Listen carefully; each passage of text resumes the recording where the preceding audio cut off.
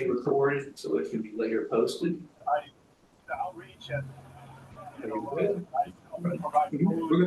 Is one of seven community ambassadors now turned leaders who's helping with Can you hear me? Thank you all for being here today, and all of you out there in Zoom land too.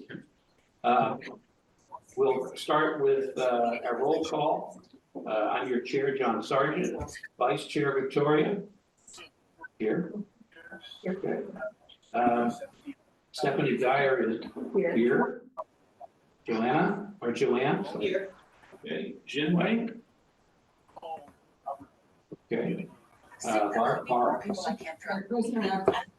And Roy. Here. Okay. Safety grant to add Ronnie, can you turn the camera a tiny bit so they can see us?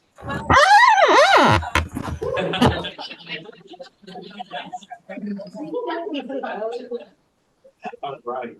I want to also advise that our minutes taker for this meeting is Joanna Pace. So first on the agenda are the minutes of the December 20th meeting. Is there any discussion or corrections? We need a motion to approve. Okay. Is there a second? Okay. Any discussion? Joanna? I just need the council members to get back to me when you do something that's on the to-do list so that I minutes can accurately report that you got it done. And that was Curtis moved and your so. Yes. Okay, all those in favor say aye. Aye. Any opposed? Any abstentions? All right, motion carries. We'll go to the treasurer's report, Ronnie. Yeah, we're still at 3,000 for the year. Okay. All right, right into presentations. The first one is our presentation by Supervisor John Joya. I think I stood in the wrong place. All right, okay, so you can see us, but I want to look at you too. So I was gonna just update you on a few things, and I know you've got a presentation later, Barb, about animal services. I'll talk about animal services. Well, animals. Animals and animal services, I'll leave that to you. Just a few updates. I think at the last meeting, I talked a little bit about the funding that we received to do a fuel break. So just wanted you know, and if you want to follow up with the fire district about that, we'll do that. So we've got dedicated funding to work on the fuel break, which is great. The other thing we're doing is part of that actually related to emergency services. We are actually developing a new RFP process for ambulance services.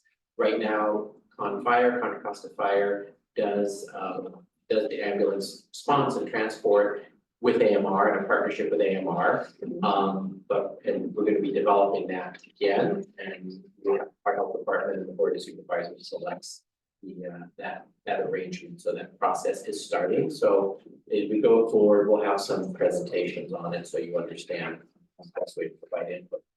I think I also mentioned that we were successful in allocating $1 million a year out of Measure X, our new sales tax, for parks in unincorporated areas. It's a countywide amount of money. We haven't yet determined how to allocate it. It'll probably be allocated by supervisorial district. And what we're going to do for East Richmond is probably bring together, we'll come to the map as well, bring together, there's a group that meets regularly about the Mira Vista School Park open space area. There's been a lot of sort of interesting ideas about how best to improve that. You know, it's muddy, how to make it less, you know, how to make it more convenient in the rain, things like that, where they do the garden. So I think once we know how much money we'll have available, we'll have some discussion about that. So I wanted to update you about that so we can come back to that. I'm going to talk about the walkthrough last, but that's a significant issue. I will say, in fact, earlier tonight we had an update. We had an open house at El Cerrito City Hall on our general plan. We just wanted to get a convenient location. There was a presentation here before. So what I'm really encouraging you to do is, if you have any comments, we had a presentation here. We can always come back, but this is the public comment period. And so we want you to review the profile for East Richmond Heights. There's been a new profile that talks about land use policy. We have land use maps. I think a couple things that people asked about, like what Adams School, what will happen at Adams School? And that area is shown as mixed use, so it could be neighborhood, commercial plus some housing. Very different situation for the open space at Mara Vista. Of course, they've got a park there now, that if the school has a right to expand the school on that site, which they can do. But if they decide to sell off that piece for development, they can't. It has to remain as open space. So that's the difference between the sites, right? The open space behind Mara Vista will stay as open space or school, and then Adams could be developed. There was, I think this affects East Richmond. I'm on the Air District Board, and we recently had announced a major settlement with Chevron because, we're all impacted up here with pollution from the refinery. We passed a rule several years ago that would limit particulate matter pollution from the refinery by about 70%. And they sued us. They didn't attempt to comply for 3 years. They finally decided to withdraw their lawsuit to basically build a piece of equipment that cost like $1 billion to reduce their particulate matter. But I think as importantly, we also established a $20 million health fund, and there's some $20 million penalties plus potentially up to another $80 million if they don't comply in time, so like $120 million. And the community is going to really help decide how to spend this first $20 million health fund. We already have a sort of a committee that would include residents from Richmond, North Richmond, San Pablo. So there's a benefit. We'll let you know more about that in terms of how that benefits all of us here in the Richmond area. And that applies to unincorporated as well as city. Yeah, I mean, basically, right, air quality affects us all, so it'll be the West County area, right? I mean, so West County, the Richmond area, San Pablo, North Richmond, out toward Montalban. We'll look at what are, again, with the community's input. And we have a committee, it's called the Assembly Bill 617 Community Advisory Committee, which the Air District set up, which has made recommendations about air pollution improvements. So, John, we can get more information once we decide exactly how that's going to be done. So it's a $20 million health fund. We're also working on a policy that will allow us to use more of our fines and penalties in the community that we actually collected the money from. So the $20 million penalty that we're collecting from them could get used here as well. And there's potentially another $80 million. We're also there. A lot of you, how many of you see and experience flaring? Raise your hand. You see it? So part of the settlement actually has them doing a number of things to reduce flaring. We can get that out, but and to work on a community plan in addition to that, right? Flaring issue is a big issue. Some of it's not a major issue, often it is. So, but we realize we need to. They're going to take extra. They're going to take extra steps on top of what our existing rules are. The other thing related to that is, in fact, tomorrow I'm on the Industrial Safety Ordinance Committee of our board. So let me do a little poll and you can get some ideas.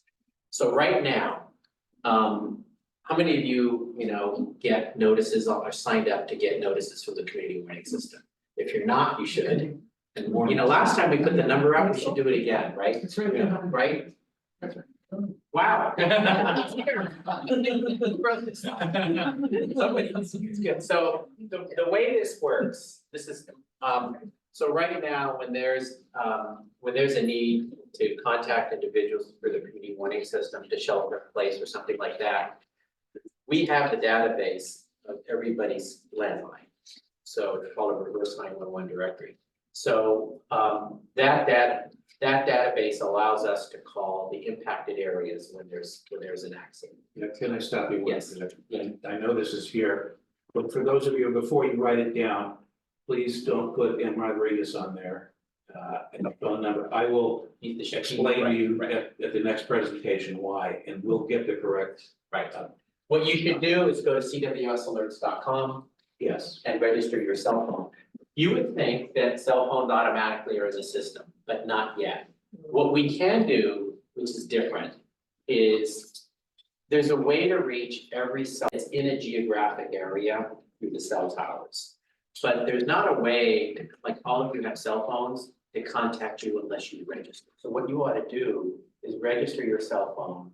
And then when there, you know, where you live, and then that way, when there's an incident, you'll get contacted with text. So here's the issue we're trying to deal with.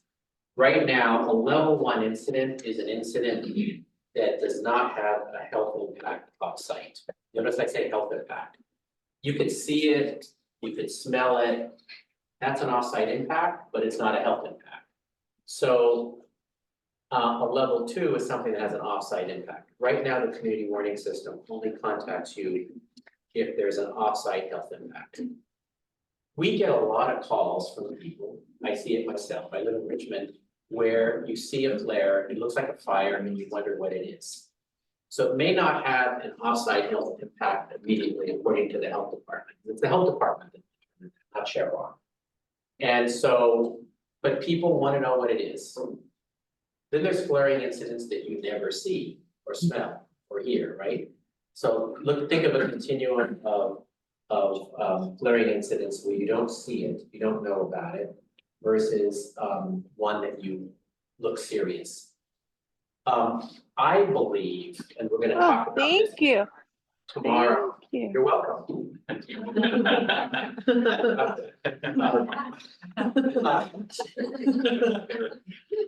I believe that there should be notification to people for those flaring incidents that you can see and you wonder, that last and you wonder what they are. So we're gonna talk about that. We're not gonna reach a decision at our Board of Supervisors Industrial Safety Ordinance Committee. The Sheriff's Department actually operates the community warning system in a partnership with the Health Department. And so we did a survey. Survey says, like 70% of the survey said that people wanted to be notified whenever there was anything going on, even if they didn't see it, feel it, or smell it. So that's a piece of information we have. I'm not certain whether that's valuable because we don't want to cry wolf and have people get text after text and I don't see anything, what's going on? Versus something you can see. So let me do an informal poll. How many of you want to be notified on your cell phone of anything that goes on, even if you don't see it and it doesn't impact you in any way? If there's some minor event at the refinery, you want a text message about it, raise your hand. How often does I would it say if come? it's labeled as minor, Yeah. Yeah. Like, you would, okay, just want to get a sense. How about those things where you see it and you wonder what it is? Would you like to get on? Yeah. Okay. How about only if it has an off-site health impact, even if you can see it? Okay. So bottom line, yeah, so we already notified there's an off-site health impact, but what I get a sense is you want to be notified if you see it, and you wonder what it is, right? Yeah. I have a question. I'm signed up for like a Nixle alert and I Oh, get yeah. these level Okay. 1 Yeah. notifications. Yeah, let me tell you about that, that's really good. So the community warning system is operated by the Sheriff's Department, it's official, right? Nixle's not. Oh. And every city's different, so Richmond gets the notification that there's an incident at the refinery. They put all of those out on Nixle. So if you're on Nixle, and if now, I don't know whether Richmond's gonna continue to do this, but they do it now, so they will put out on Nixle everything that they get. We don't do that at the community warning system. Really, the community warning system was designed to only inform you when you needed to take action, like shelter in place or evacuate. So I think it makes sense to expand it so that you hear what goes on, because we would get, some of the stuff looked pretty serious, even if it wasn't an off-site health impact. So I think that's where we're gonna try to decide, we're gonna have some discussion about that tomorrow, so that's relevant. Okay. Yeah, I just wanted to add, I get those too, and they're fairly frequent, it's Yes. surprising. Yeah, Yes. it's a lot. yeah, there's been an increase, and that's why Chevron's got fined so heavily. of these level 1 incidents. I mean, a level 1 incident is, well, it's minor, there's something's going on. We know, the county health department's notified, so, you know, they can still get fined, there's still things happening. The question is, when do you notify the public? So that's something that we'll take up. The last item I'll just mention, which is this Kensington walkthrough, I wanted to make some comments about it. So I know there's been a number of new people here on this issue. You know, the subject has come up about an access up there. Now, John, you followed this for a number of years. And we have arranged to do a walkthrough. It's gonna be limited, it's gonna be county departments, and I think we were gonna get the chair, so 2 members of the MAC. And then some of the property owners who actually live right up there, whose property is affected, to go up there with county departments and take a look. And there's 2 issues, I wanna divide them into 2. There's some code enforcement issues up there, which is totally separate than the access issue, right? So we're gonna have code enforcement out there, we're gonna look at those code, like the cars out there, that's a concern. Separate and apart from the other issue, but then there's the emergency sort of access issue. And I wanna be clear, when I've talked to the fire chief has said he doesn't believe there's a public need or benefit to have that access. But they'll be there with us to look at it. The other thing, there's been a lot mentioned that, well, this access was illegally closed down. So we looked at some documents and the county, long time ago, right, abandoned that so it abandoned that access. So I wanna be clear when we talk about this, that nobody up there illegally took over the access, because that's not my understanding. Again, we'll all be up there, but I think it's fair, and I know there's some property owners who are here today who are affected, who have the deed documents that show the county abandoned it. So I think we wanna get to the bottom, look at all this, understand it, and deal with the code enforcement issue, deal with whatever, is there an access issue or not? I know you'll hear from, I'm sure, some residents here, but it would not be 100% accurate to say that this was sort of people illegally took it over. That didn't happen. And I think everyone, we're gonna go up there, we're gonna look, and I'll tell you that I told you what the fire chief had said for a long time, and I talked to him just last week about this to get updated. He said the same thing, says we really don't need it. So anyway, we're all gonna go up, we're gonna look at it, and we're gonna report back at the next meeting about that. And when are you going to go look at it?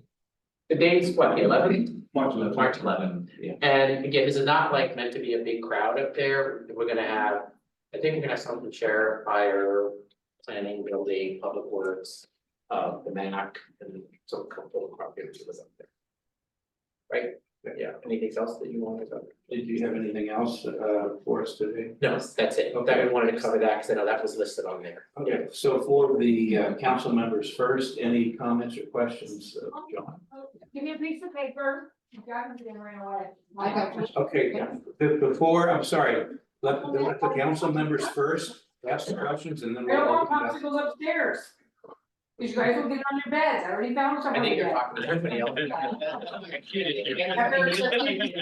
Can you give? Okay.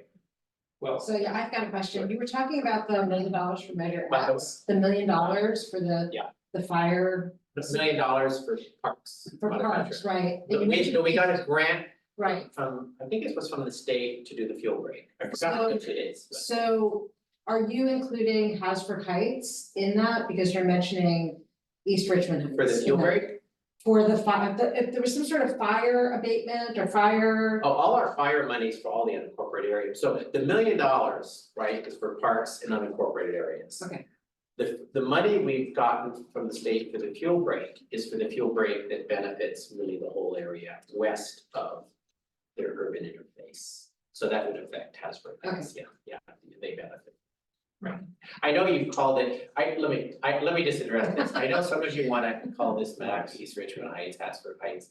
Look, I mean, I think that's just long and confusing. You know, you're all part of East Richmond Heights, Hasbrook Heights is, I mean, I don't know, maybe you know where Hasbrook Heights is, I mean, that area used to be in the Ilsebrand, so was in the planning area for El Sobrante when we did our, remember, we changed it at your request, which I think made sense. When we were looking at the policies for East Richmond Heights, Hasbrook Heights was under the policies for El Sobrante, but it's really more like East Richmond, so the land use policies there are similar. Can you tell us where that is? Yeah, you live there, you can say where it is. Yeah, Yeah. it essentially, it I call it is North the Arlington. other side of Alvarado Park, all the way up on the top of the hill.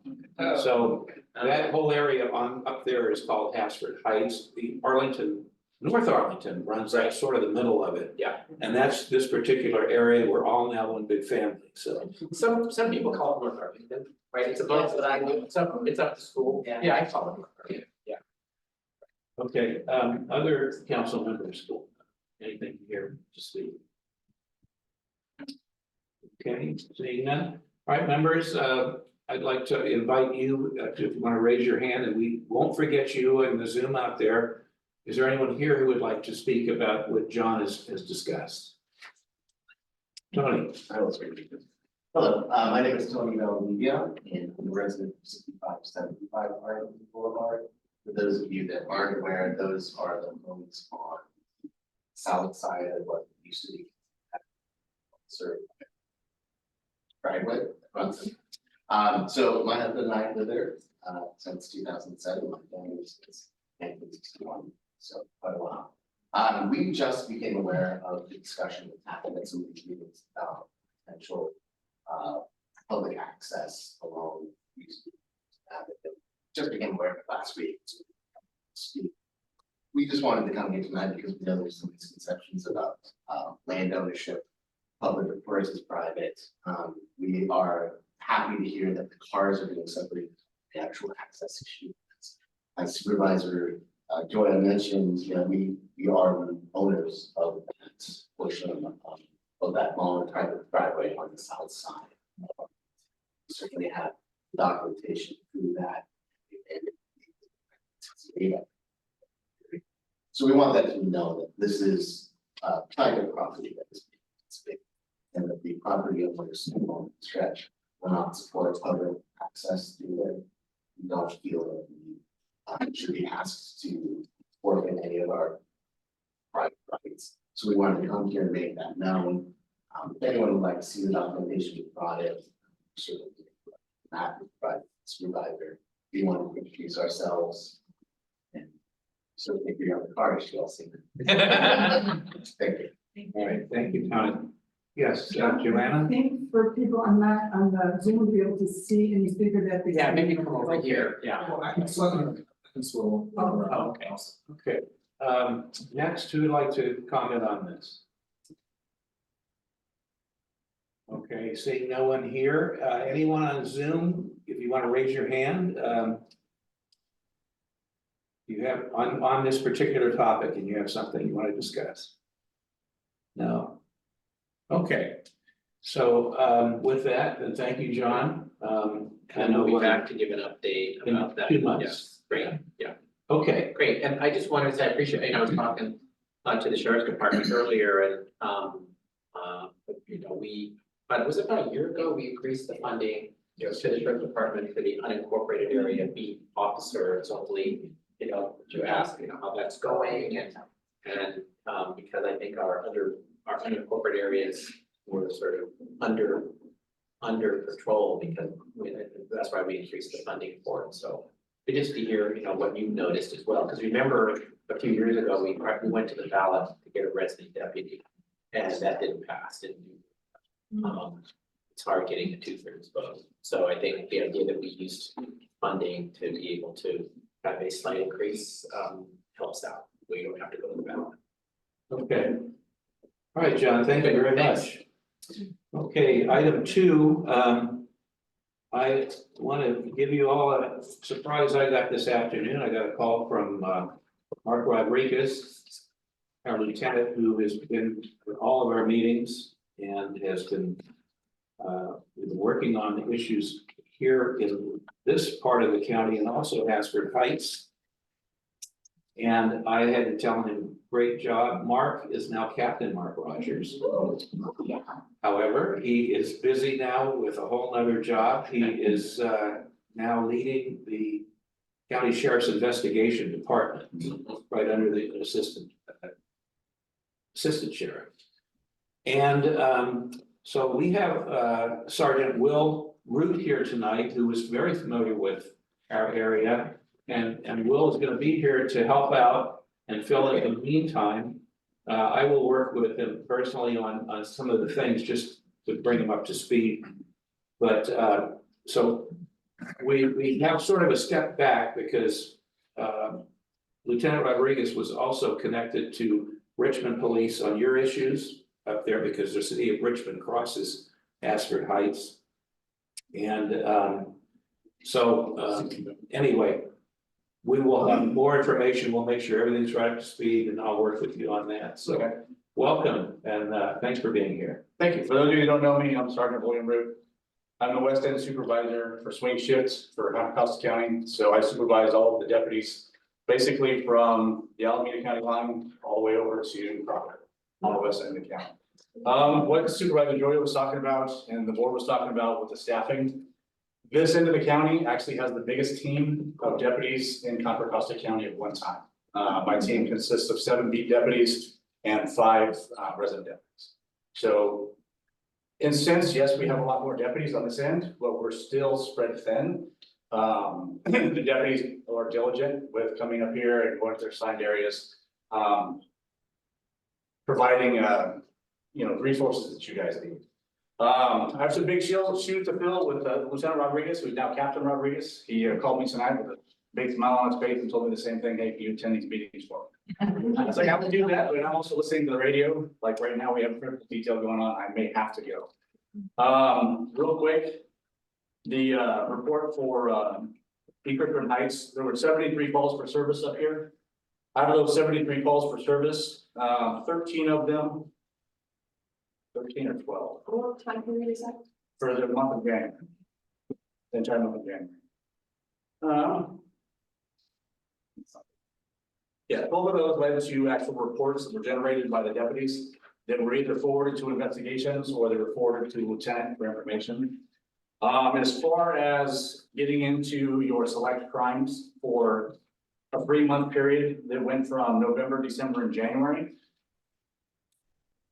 East Richmond Heights has had the fewest amount of select call or select crime. And that's everything from burglaries, residential burglaries, commercial burglaries, thefts of vehicles or just thefts from around your yard, to vandalisms. And the numbers have pretty much stayed the same for the last 3 months. It's usually one a month, maybe 2 a month for this area up here. It will tell you that this part of the county, East Richmond Heights, and what we just call it Hazard Heights. We call it Bayview, Hazard Heights. Usually it's very quiet up here. You guys are in a better community, quieter community. The deputies do come up here. I come up here at nighttime. So you'll see me from time to time driving around. On that, there hasn't been any violent crimes up here in a while that I can think of. I've been out here for a number of years. I do tell my patrol team, the deputies that are assigned to, this is considered P4, to spend as much time as they can driving around, whether it's getting out and talking to the citizens of the community, stopping at the stores, talking to the clerks, or enforcing whatever laws they have to enforce. I expect them to do that for you guys. Do understand that if you have people that are walking around your neighborhood or driving around your neighborhood that you don't know, by all means, call the sheriff's office and report it. I can't guarantee you that a deputy is going to come right away. It's going to be based on the calls for service and the priority of the details that are pending, but the deputies will come out. They get paid to do that. They're here for you guys. So if you need to call, by all means, don't think you shouldn't call the sheriff's office.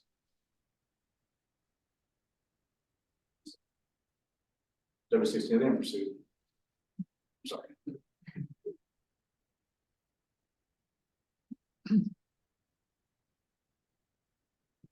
I'm gonna have to get it. I'm very sorry. Thank you. If you have any questions, I'll probably be at the next meeting, and hopefully I don't have to jet out here like I'm gonna have to.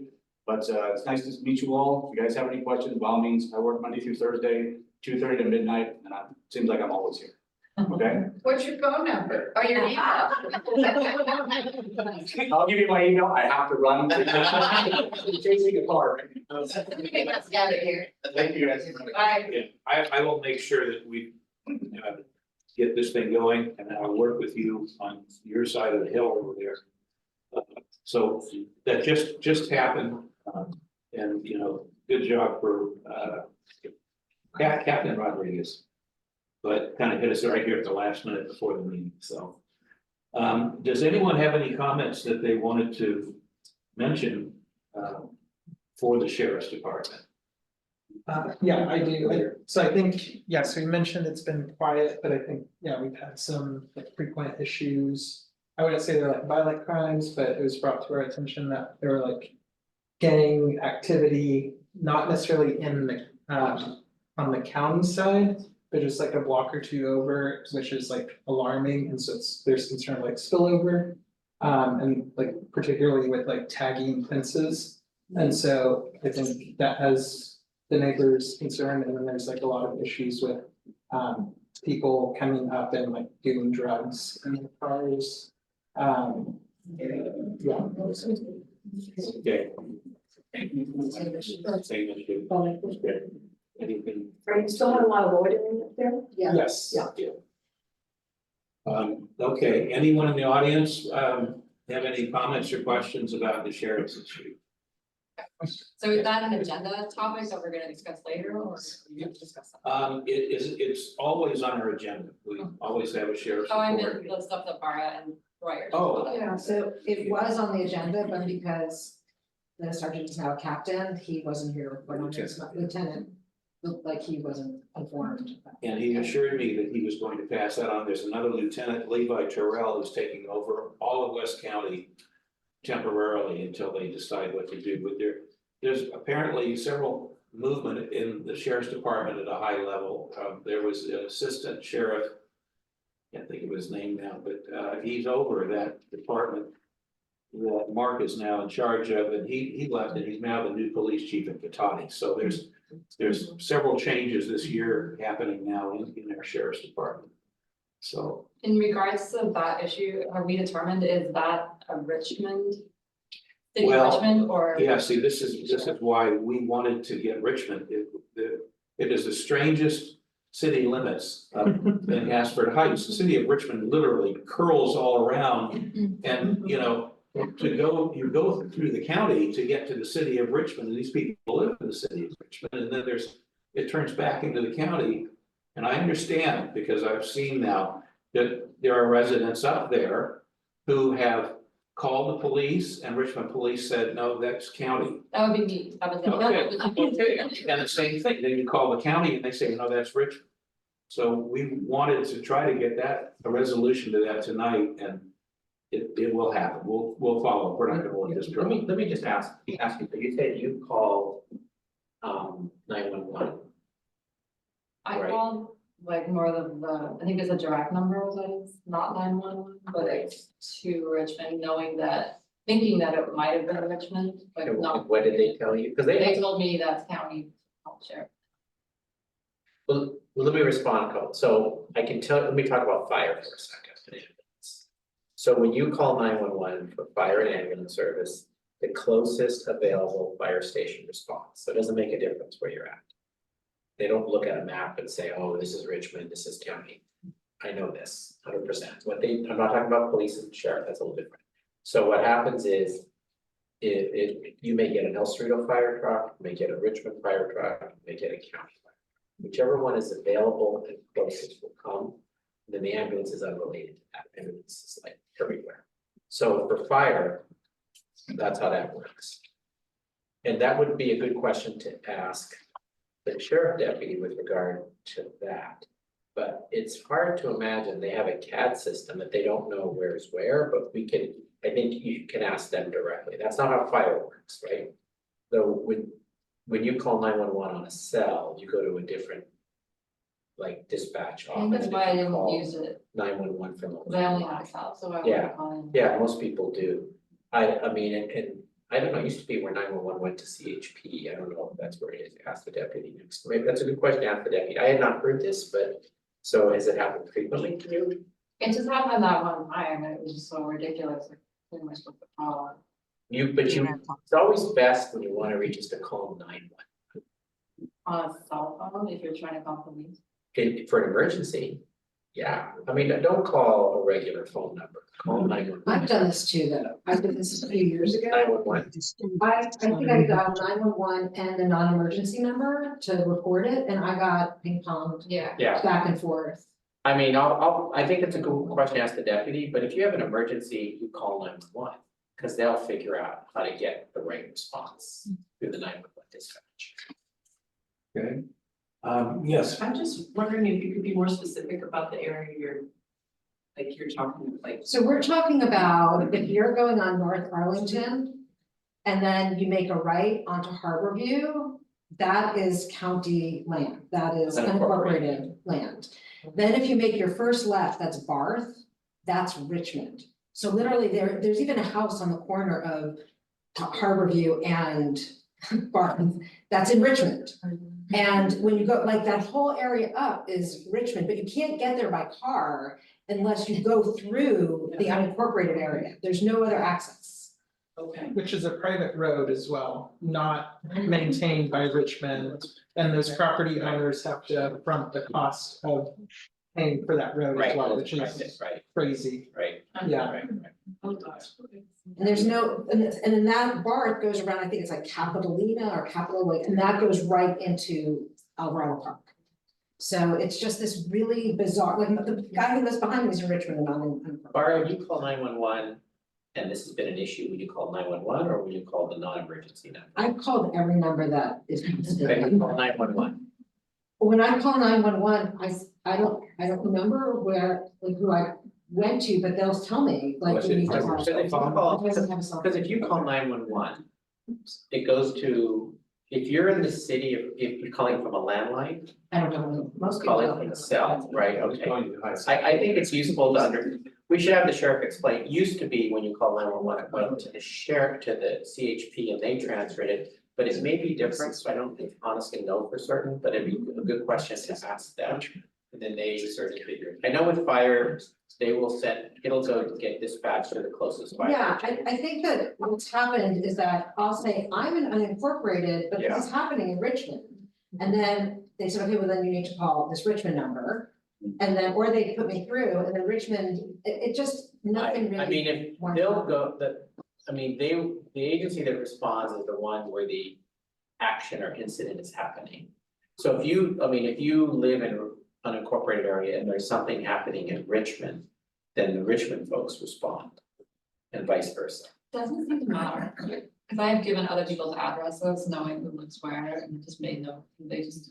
Oh, we'll follow up with the sheriff's department. I think that's good when he's sheriff sergeant is here next month. Maybe we can prepare them to just need to talk about that the next one. Maybe if there's a map, so, you can point out, here is okay. Richmond and. But they have all that at dispatch. We don't need to give them a map. I mean, they have a CAD system. Yeah, So that people could see. oh, here. Yeah. Yeah, This map is. Okay, yeah. Right. But I mean, the whole idea is to make it easy for you. So all you need to do is call 911, tell them what's happening, and they take care of the rest. You shouldn't have to figure this out, right?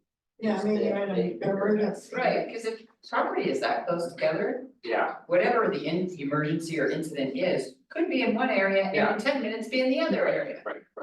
Yeah, we'll they should get some clarification. And I guess another like personal experience I've had is like, I will call 911 and then I tell them the whole story. And they're like, oh, you're an unincorporated, so when I call 911, it routes me to Richmond. Yes. And then once they figure out I'm an unincorporated, they redirect my call to the sheriff's department. Yes. They have to re-explain the whole story, Right. which is alarming So you call must be calling from your landline. for myself. So, okay, well, it's interesting, so maybe I know that the way landlines work. If you live in Richmond and you call 911, you're going to Richmond dispatch. If you live in unincorporated and are calling from a landline, it goes to the sheriff dispatch. That's set up that way. I'm not sure exactly how the cell's working now, we could ask them. Okay.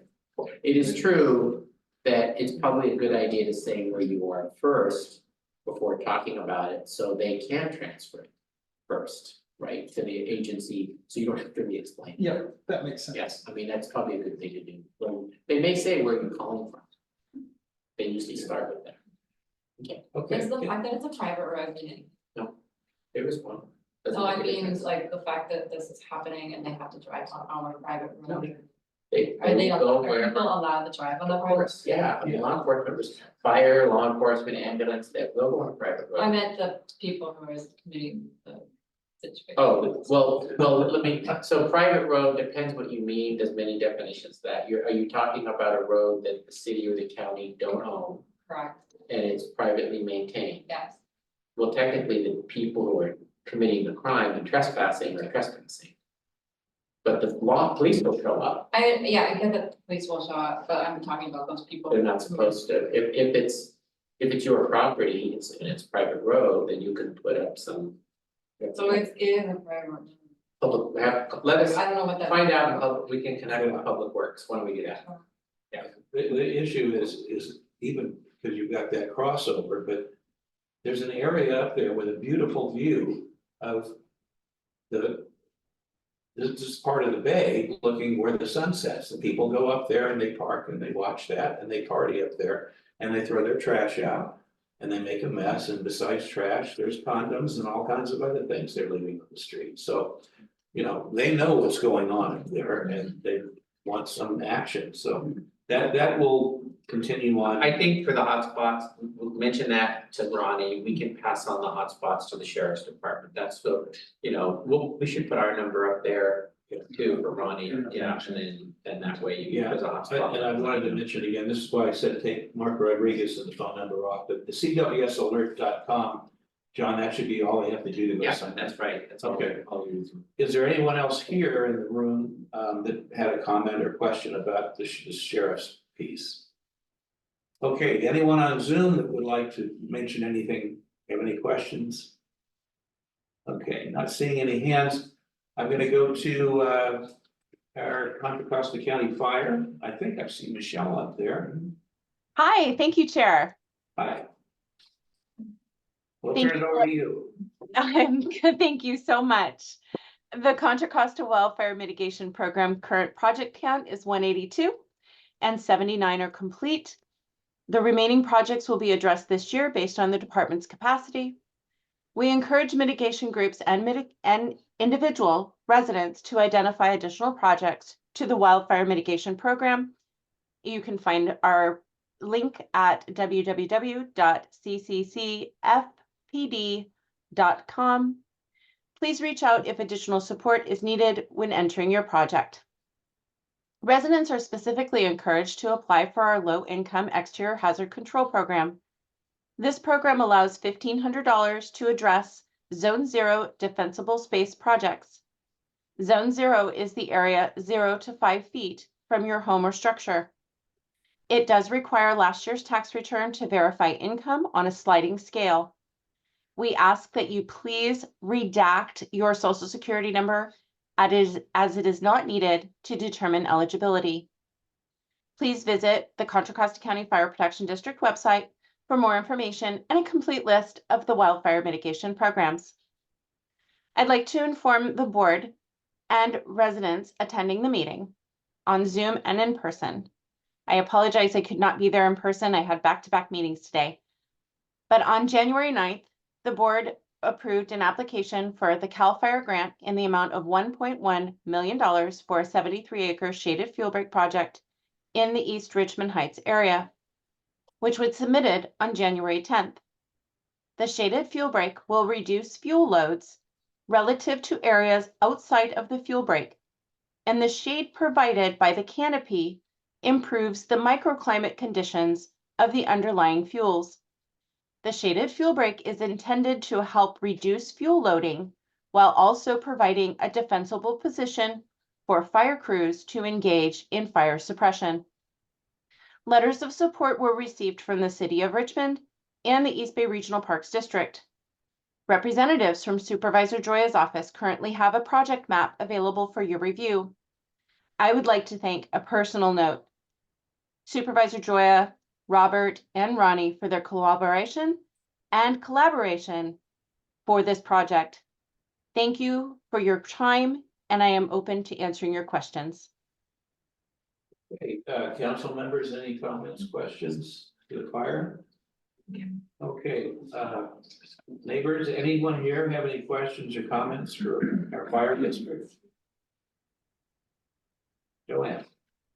Michelle, I wanted to know if you have an idea of how soon the money's gonna run out, like, should we keep encouraging neighbors to apply for, in groups to get the mini grants or however it is that neighbors use the money?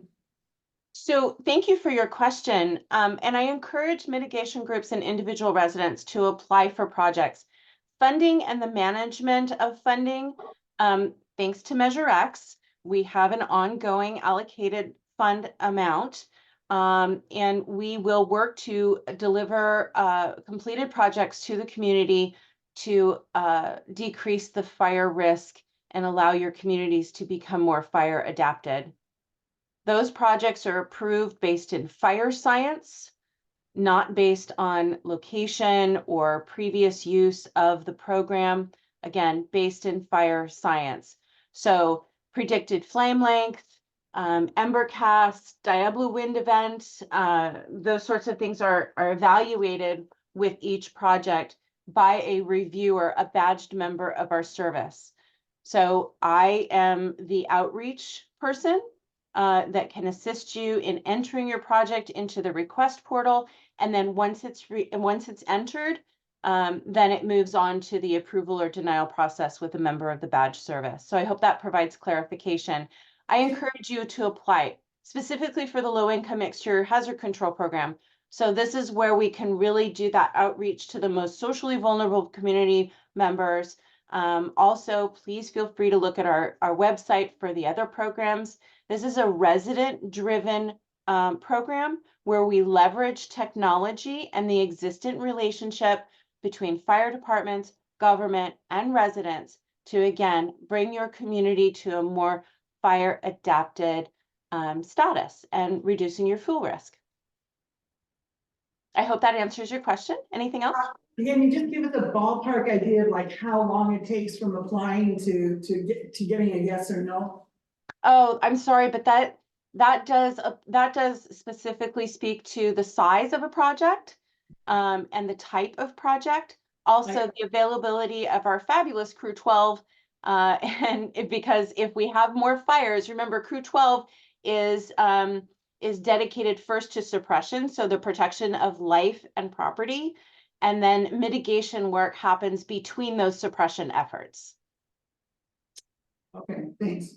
Okay, sorry. Yeah, we had at the end of our block, I believe it was the Park Service that came by with huge cranes that were doing some sort of mitigation, but none of the residents on the block knew anything about it. It was just all of a sudden this crane existed and big parts of tree were being removed. Are you working together with the Park Service, and is there any way that information that they're going to be coming down with this heavy machinery to our area? That we could have Luna's on the call and she might have something to say about that. Yeah, I'm so busy. I should have looked.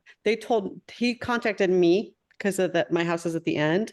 His name is Steve. I don't know who he's with, but he said he was at the fire department, but he let us know because it was going to block our driveway, and I was not going to be able to get out or in my garage, and David's car wouldn't be able to go in and out too. So he did contact us to let us know, and my intention was to connect the whole neighborhood. So I'm sorry that I didn't do that, Farah. Well, I'm just curious, like, can the fire department, or is there any way that there can be an official person getting in touch with the neighborhoods when that mitigation is happening? I do absolutely recognize the gap there, and I do apologize for any inconvenience to the community and residents.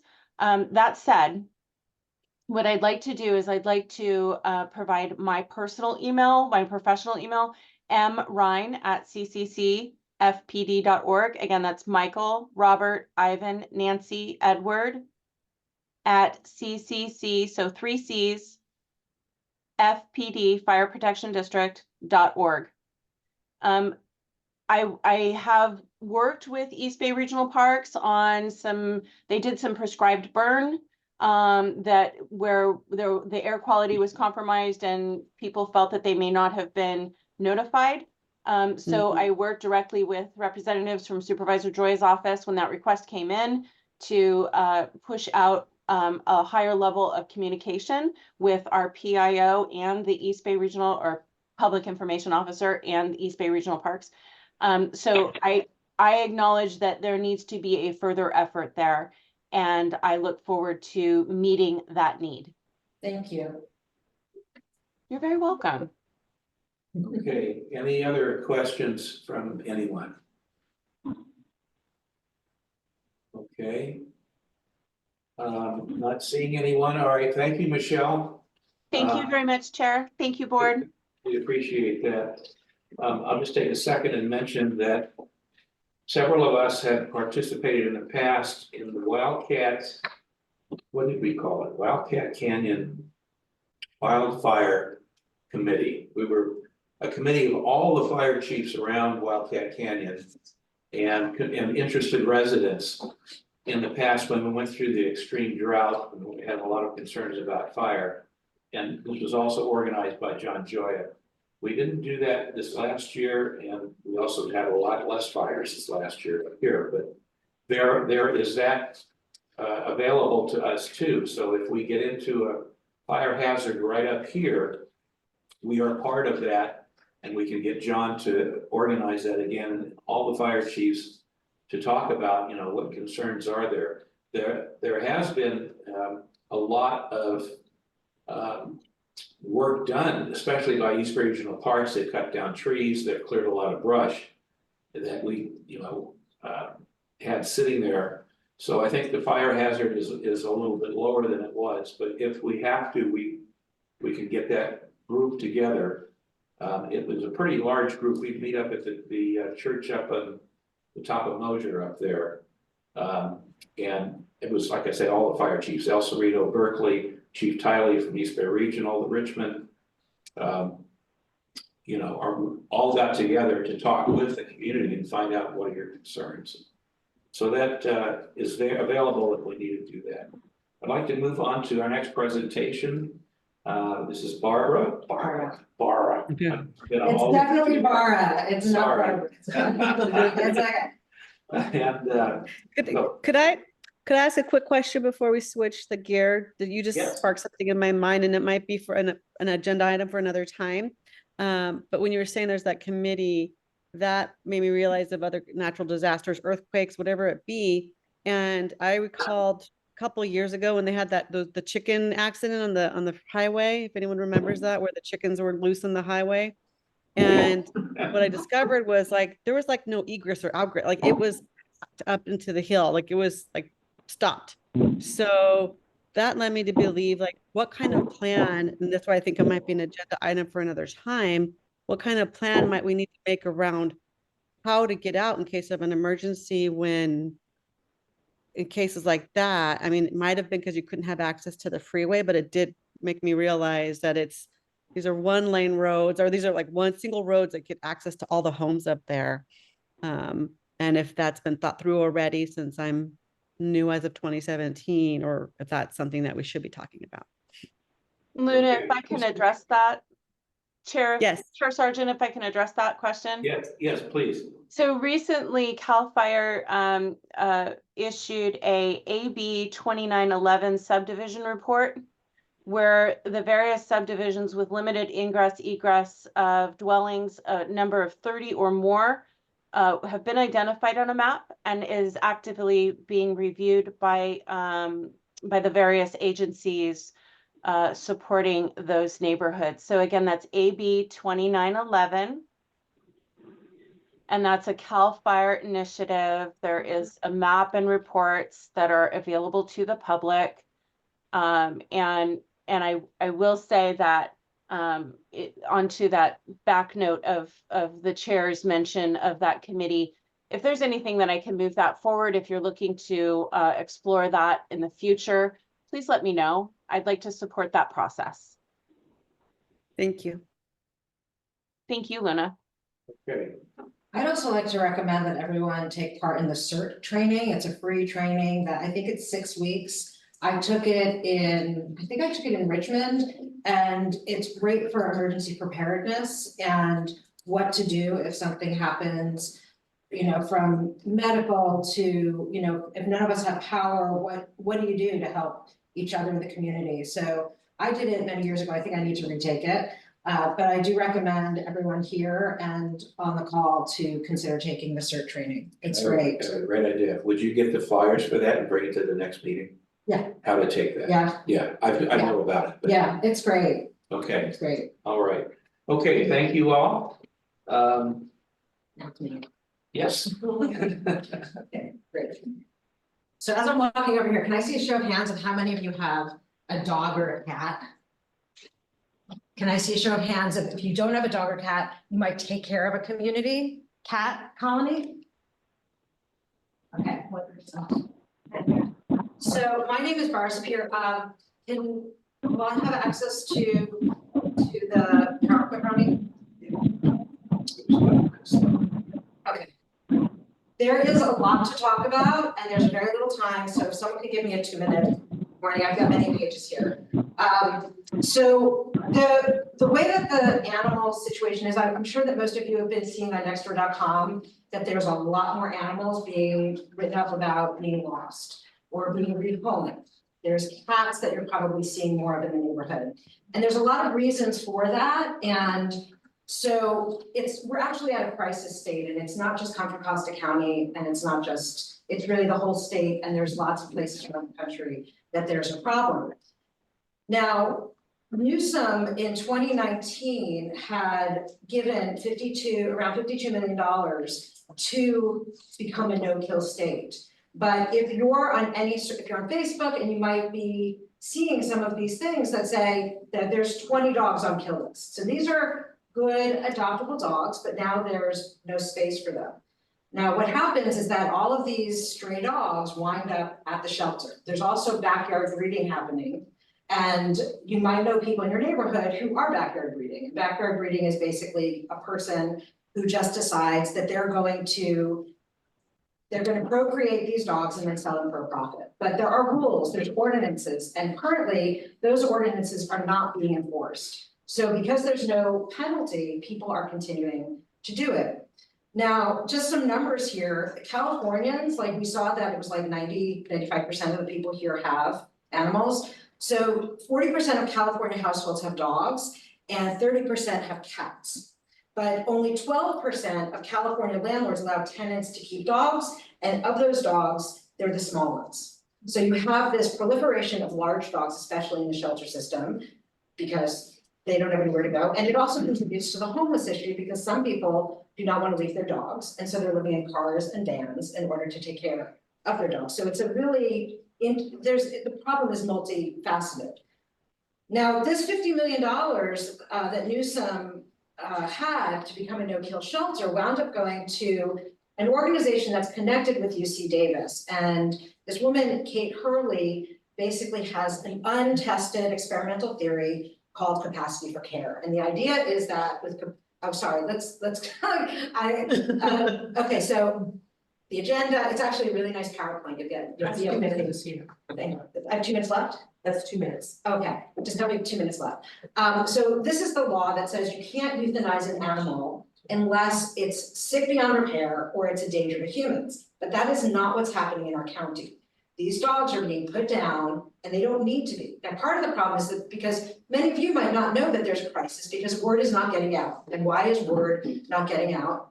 It's because there's not a great outreach system. So even though there's something like 79 or 87 employees at Contra Costa Animal Services, you're not learning about it. You're not learning about it because they're not putting anything out. And on nextdoor.com, there was one advertisement that went out. There was a crisis and they got 80 people to adopt dogs that weekend. One went out last week and they got 15 dogs adopted or fostered. So obviously the community is responding to this, but if they don't know, they're not going to. If we don't know, what can we do to change this? Now, let me go to the next one. Thank you. So I want to talk about why math matters. And why does it matter that you've got all these cats, and what does it really mean? Well, the cats in capacity for care, the theory that all the shelters are adopting says you should have less animals in the shelter, and then those animals can be treated better. So the animals that are there need to have a quick live release, or healthy cats and kittens aren't even accepted into the shelter. And they're not even, there's no spay neuter. So they go back into the community, and this shows that in 9 years, just 2 cats will produce by their offspring about 11 billion cats. 11 billion cats, and this is from Solano County. So all of this information is on a Google Doc, and we're gonna make all of this information accessible to you. But that's why math counts, and that's why you're seeing more cats. And unless we have a spay and neuter program in place in the county, you're gonna see more dogs and you're gonna see more cats, because people are not doing it. Why? Because there's no low-cost, accessible spay and neuter facilities. You've got a 2 to 4 month wait now in order to spay and neuter your animal, even from Contra Costa sometimes, right? So we have problems. Now, it sounds good that you have these less animals in the shelter, right? That sounds good. It's like, oh, they'll live happier lives if they're in the shelter. They get stressed. When they get stressed, then they wind up being put on the kill list. But they don't have clear directives on what to do. And so like the untold sort of underground knowledge is that those dogs get euthanized. And in fact, what's great that Contra Costa Animal Services did was they have Playing for Life that they brought in finally after years, and that's actually regulating the animals. The animals are doing great, they're playing, we know what they're what they're about, right? But now there's no space. There's 400,000 people, that Gwendolyn is the person who I found this out from, 400,000 people more population increase in the last 25 years, but the county animal services has not increased the number of kennels that they have. So can you go to the next slide? So what does that mean? It just means that you don't have enough facilities, and you haven't done the math of thinking in 25 years, maybe we're gonna have more people. Now, even though the numbers aren't terrible in Contra Costa compared to places like Bakersfield and Kern County, you're still in a position of like, oh, so we have to kill less. I mean, that's not really acceptable to me. I also want to compare us to Alameda County so you can understand. Alameda County has 7 municipal shelters. We have 1, and Antioch also has its own shelter. If you look at the fosters, 1 of the 7 has 120 fosters in their system. We have less than 20. We have about 16 fosters in the county. There's something wrong here. So again, this is all going to be available to you. And Dr. Mills, who is the veterinarian at CCAS, did write to Port and say, how many kennels should we have with the intake? And they said 200. And I believe we have 98. So we're half the size that we should be. Plus, they closed the Pinole shelter and it is not reopening. So we have 30 kennels there. So should the animals suffer because they're not doing this and they're also not doing the outreach? Next slide, please. No, is the answer. They shouldn't. I also want to talk about outreach and adoption events. Oakland, 1 of 7, is having every week an adoption event someplace, and they're doing something. They're constantly busy. We have 1 a month at Contra Costa Animal Services. Next slide, please. And some stats, in 2023, 256 dogs were killed and 775 cats were taken in and killed. Therefore, we need 1,000 more people to cover this, but the numbers that I gave you before, 1 post got 80, another post got 15. So if you build it, they'll come, right? So the next slide, please. The other thing is backyard breeding. These are just two images of Craigslist. There are 512 San Francisco Bay Area puppy listings. So, and every puppy listing is going to have multiple puppies. And just in the East Bay, there's 187. I wasn't able to just do the county, but this is alive and it's real and there's no enforcement. Next slide, please. And these are just some examples. You see these puppies, they're adorable, they're loving. If they don't get sold, they wind up at the shelter. So they're And then licensed, just need a license. the ordinance, which is on here, is that you have to have a business license and you're only allowed to have 1 litter a year. And my neighbor actually did we had a backyard breeder and she did some intervention, and I don't know if she's on the call, but she was gonna talk about it. Next slide, please. Okay, what are some solutions? One is that hire another vet and vet tech so that we can have more spay and neuter happening. Let's stop the problem before it's a problem. Let's not have to kill these animals. We can also get a SNP bus, which costs about $100,000, and it can go to the areas like Pittsburgh, Richmond, and Bayview. Those are the areas where most of the strays are coming from, so that's probably where most of the breeding is happening. And also more protection for renters. There is a law that is being pulled, that got brought up, that maybe someone could talk about it. And then also build better relationships with the rescue partners. Right now, CCIS, the prior rescue coordinator, completely alienated most of the rescue groups. And so a lot of rescues pulled out because it was such a hassle and inconvenience and uncomfortable. So we need to build those relationships. We also need to hire a progressive director. The last director has stepped down and we need the community to step up and say, we need a director who is going to actually care for the animals and provide humane services. We also want to create a committee to help with hiring. I just spoke with Supervisor Joy about that.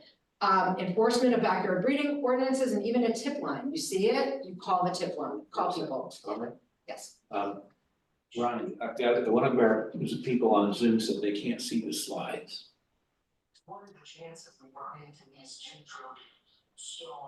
They can hear it, but they're not seeing. Maybe we should prevent more of the money than it was. That could be highly relevant. So they have not replaced that lady who left, the director who left. No, right now, the woman who's in charge of animal services is, what is she? Jane Andriotti. Jane Andriotti is the interim director. But I think the job listing is up, but we need to hire someone who is compassionate and wants this. 2 minutes. Thank you. Also change the hours. CCAS is open to the public. Right now, it closes at what time? What are the hours? 5 o'clock, 10 to 5. 10 to 5 every day. And are they open on weekends? Sundays and Mondays. They're open Saturday. And they do close at 7 on Wednesday. They close at 7 on Wednesdays, but if you work, you're not gonna get there on time. And then more outreach to the community. Next slide, please. So these are 3 dogs that they will die if they're not rescued by 227. The first slide was a bunch of dogs. I do not know what happened to them. But we have a group on Facebook that the address is up there. We'll put it in the chat as well. And there's an email if you want to get involved at all in our efforts for shelter reform and just helping the dogs. But I'd love to hear from people who are on the call and people who are here. What do you want us to do? What do you want to do about this? How can you help?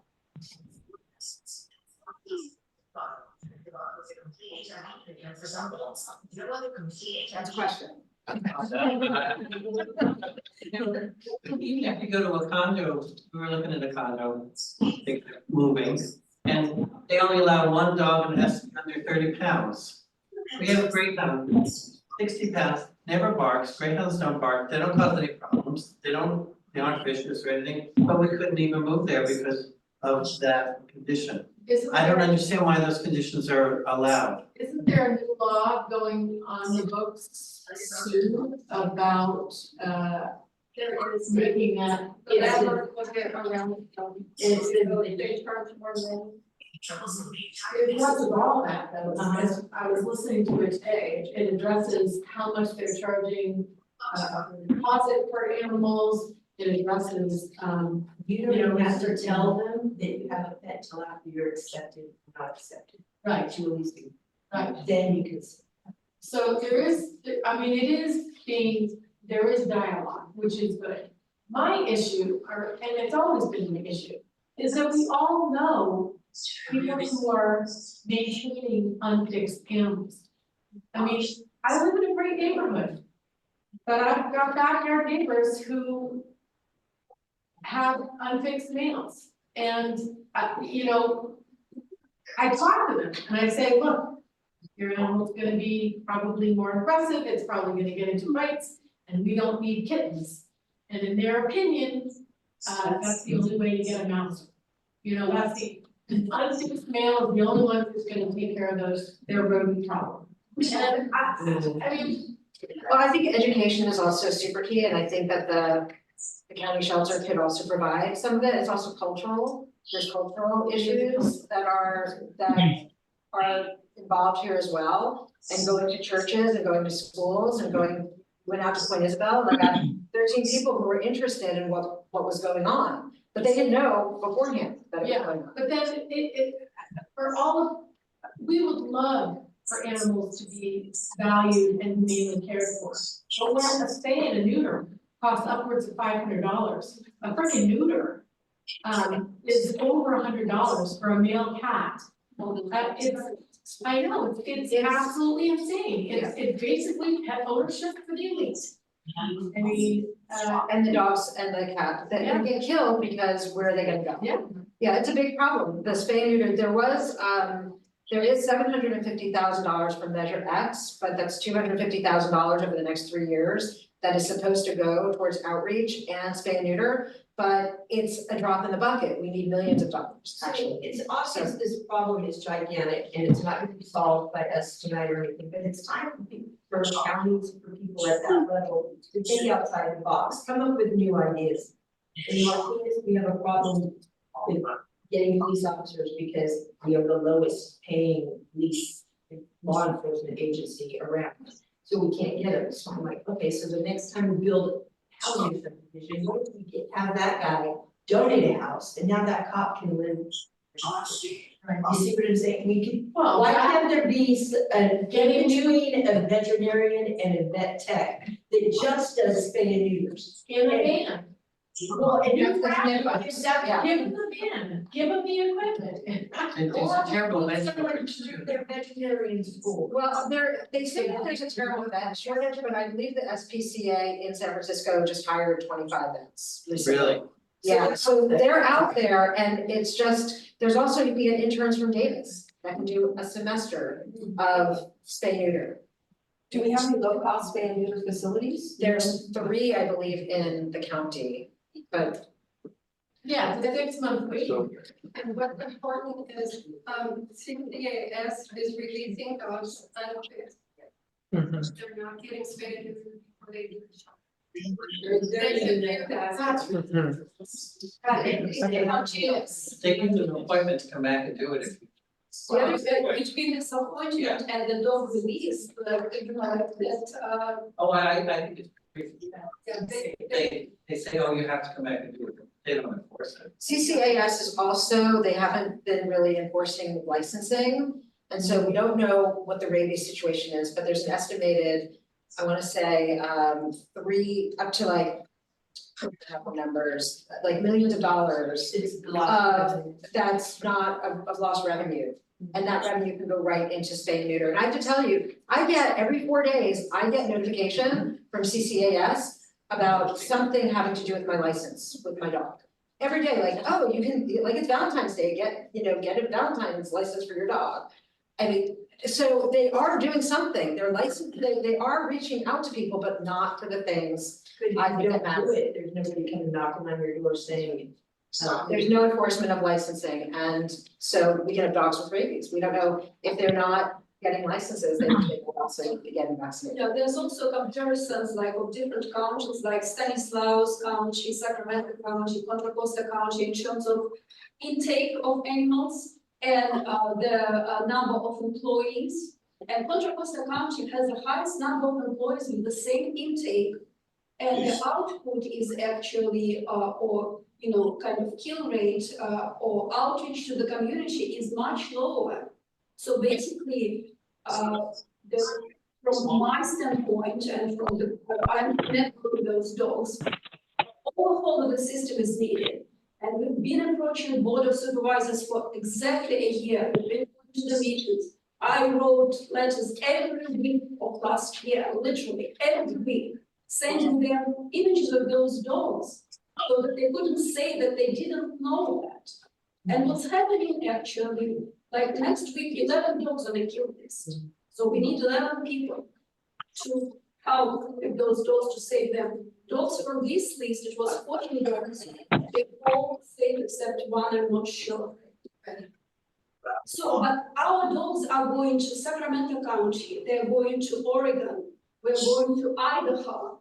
And we are paying for this, but people donate money, many of who in the rescue group paid out of pocket just for transportation, to buy supplies, and Contra Costa Animal Services. I don't know if you're aware of the situation. They wouldn't extend us. Sometimes we ask them, we need 4 hours for the dog to leave. Today, actually, this is all, not forced, potential adopter is telling, I cannot come today because I'm working. I can come on Saturday. I need to meet the dog. And the answer is no, we couldn't extend that long for 3 days. And this situation happening over and over and over again. And I spoke to interim director, Captain Andriotti, who is in charge of animal services. That's a different story. And I said, like, your kill list, and let's focus on this because it's not euthanasia. They're killing healthy young animals. And I said the kill list goes out on Thursday. So rescue receive it on Thursday.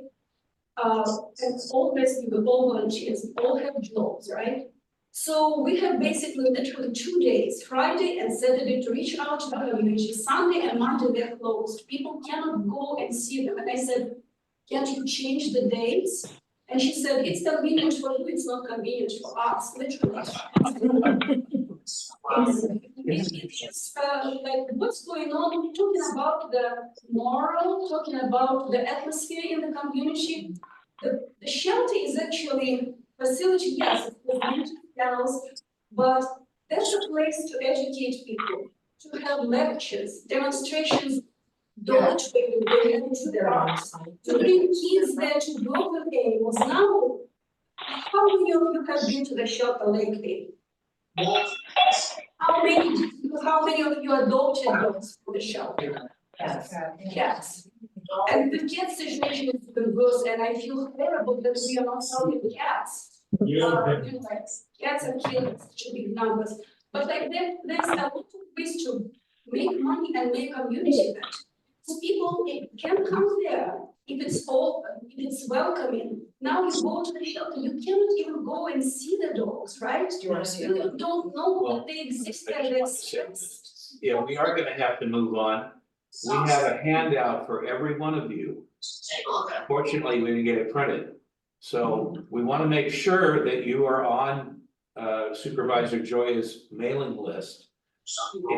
If you get the communications about the MAC meetings, then you are. If you're not, we've got a sheet of paper over there that says, you know, you can add your email, and we're going to get that sent out so all of you have.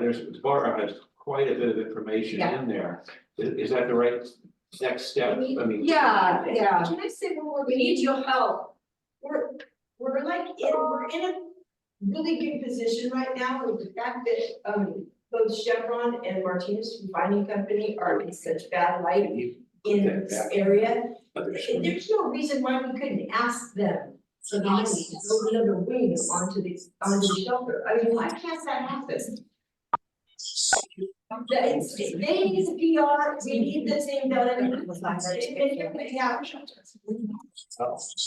There were architects that have gone there recently, and the fact that they need twice the number of panels, I'm curious what's gonna happen from that. And I think the last thing I wanna say is, you know, what Irina is saying, the reason that so many dogs are getting out alive is solely because, from the kill list, is because of the community, period. It is not because of the work that's being done by somebody. it's still up. Thanks. Thanks, Lauren. All right. Okay. We will have more on that, other updates, but we please add your name to that list over there. Joanna. John, I think that there's only 2 signups over there, but if you put your name on the yellow list, that will get to the front. Yes. It's about the newsletter, but I'll share everybody gets on your list. Okay, I do see we have a couple hands up on our Zoom, so could we go with Muriel first? Yes, can you hear me? Yes. Okay, I'll make it really quick. I know we're out of time. I'm actually a Placerville County resident. And I just really want to have everybody realize I start working with Des, who was talking just a little while ago, and that group of volunteers, which is maybe 17 of us. And I know, I think it was Barbara said she didn't know what happened to those dogs in the beginning. They've all been rescued. You guys, we're spending a ton of money out of pocket. Des and her group, I just joined them. Everything that we do for these dogs, from transportation to help with medicines, follow-up, and it's a huge crisis. That's my one part, is that we need to get some resources and funds. Like we are just running out of our own money, but we love these dogs and we're doing what we can, and it's beyond crazy. And we'll continue to do, but resources, we need transportation money. We're spending money out of our own pocket for vets, for gas, for follow-up with the fosters. It's a lot. And I don't think that there's enough shed. Like I said, I'm all the way in Sacramento. And then my last part, I just want to say, I did go down and adopt a few dogs so far. I was there last Saturday. There were a ton of people and not enough people working, that people got turned away. It was very sad. I felt like I worked there. I took them over to the list of dogs that were set to be euthanized. And I was like talking about these dogs, trying to get people to take a look. They shouldn't even be on that list. One dog I adopted is on the list because he has seizures, and for that reason, they will not neuter him, and they wanted to put him down. All the other notes, he's a friendly dog. Every single thing was good about this dog. He needs seizure medicine, and they will not neuter him. It's left up to me, and like there needs to be a bigger source. I know we're out of time, but I feel so heartily about this that yeah, I'm joining from Sacramento, and I've got people in Sacramento now. You know, I have it on my Nextdoor app. We found some Sacramento residents to go ahead and adopt those dogs. And the last part is, if you live out of the county, they will not let you foster. We actually have to adopt. And so it's really hard for that, for that much of a commitment from somebody. But my neighborhood, myself, I put something on the Nextdoor app, and I've had donations from crates and dog foods and collars, and we need more of that. Like, we need money to transport these pets. We had 2 pets transported from Contra Costa up to here to where I live in Roseville, and all that was out of somebody's pocket. So if we could just maybe recircle next meeting, I would love to come down and meet everybody, but that's really what I got to say. I'll pass it on to the next person. So thank you. Okay, Muriel, thank you. Ronnie, I can't see names on the other 2. Who would be next? Peter and Peter? someone. Okay, Peter? Can we hear you? Are you on mute? Is he on mute? Can't hear you, Peter. Okay. Thank you. My name is Peter Wilson. As it's been said, I live in Pittsburgh. My wife and I moved here in 2017. We saw all the abandoned community cats wandering around. I'm sure you have your share in Richmond too. And we had done some cat rescue before, so we got involved, and we ended up founding a cat rescue called Delta View Cats. And we've had a lot of experience. We've probably taken care of, and I mean rescued in one way or another, 600 cats since 2017. And that's just a drop in the bucket. As everybody knows that works with cats and cat rescue, the problem is overwhelming. And it's largely caused by 2 factors. One is the culture and income level of many residents in Contra Costa County that makes it impossible for them to access spay neuter services. And when they move on, they typically leave the cats. They can't take them with them, and they have kittens of their own.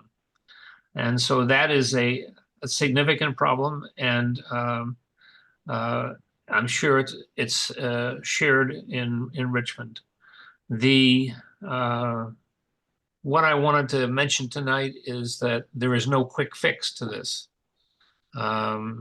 There is, I think, a sort of feeling now, since the director in Contra Costa Animal Services, CCAS, has left, and Beth is gone, that hiring a new director, they'll expect miracles. And nothing's going to happen to really solve the problems associated with abandoned community cats or with dogs, problems with dogs that people have been talking about tonight quite a bit.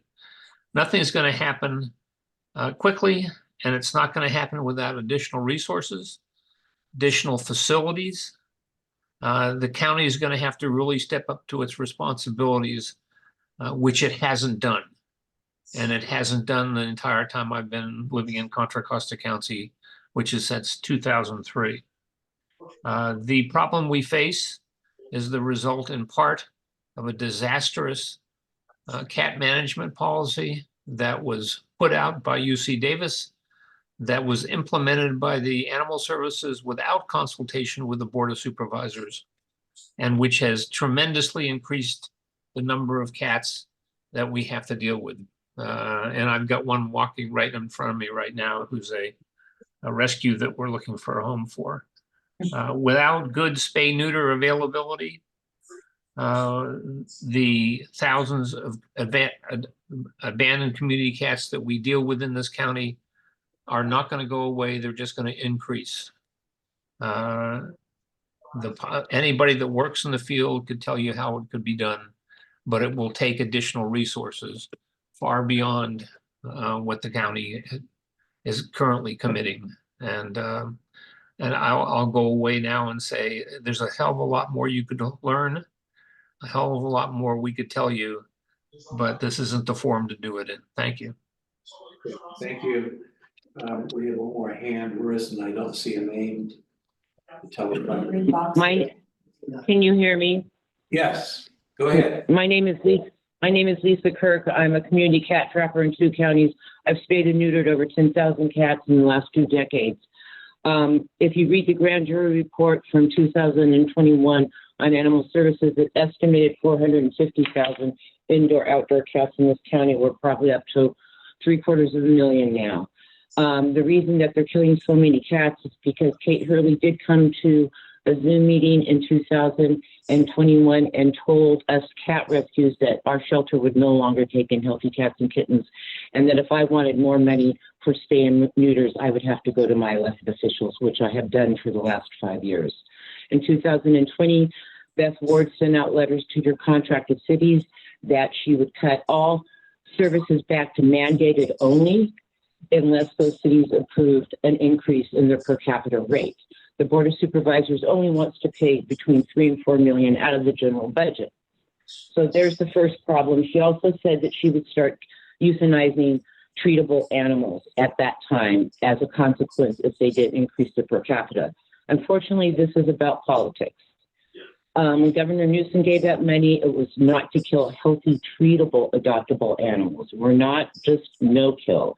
Kate Hurley stated that she would provide spay and neuters. She sat on that money for 3 years, knowing that we were in the middle of an emergency. So Beth Ward at our animal service was denied $1 million spay and neuter grant by that $1 million.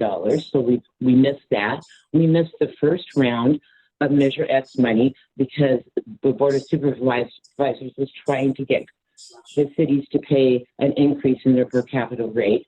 And the last one went from 1.2 million to 250,000.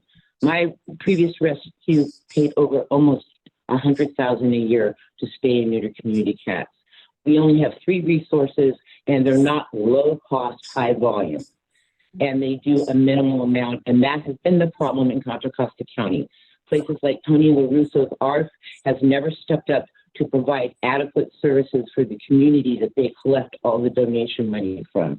And I'm hoping that's going to change.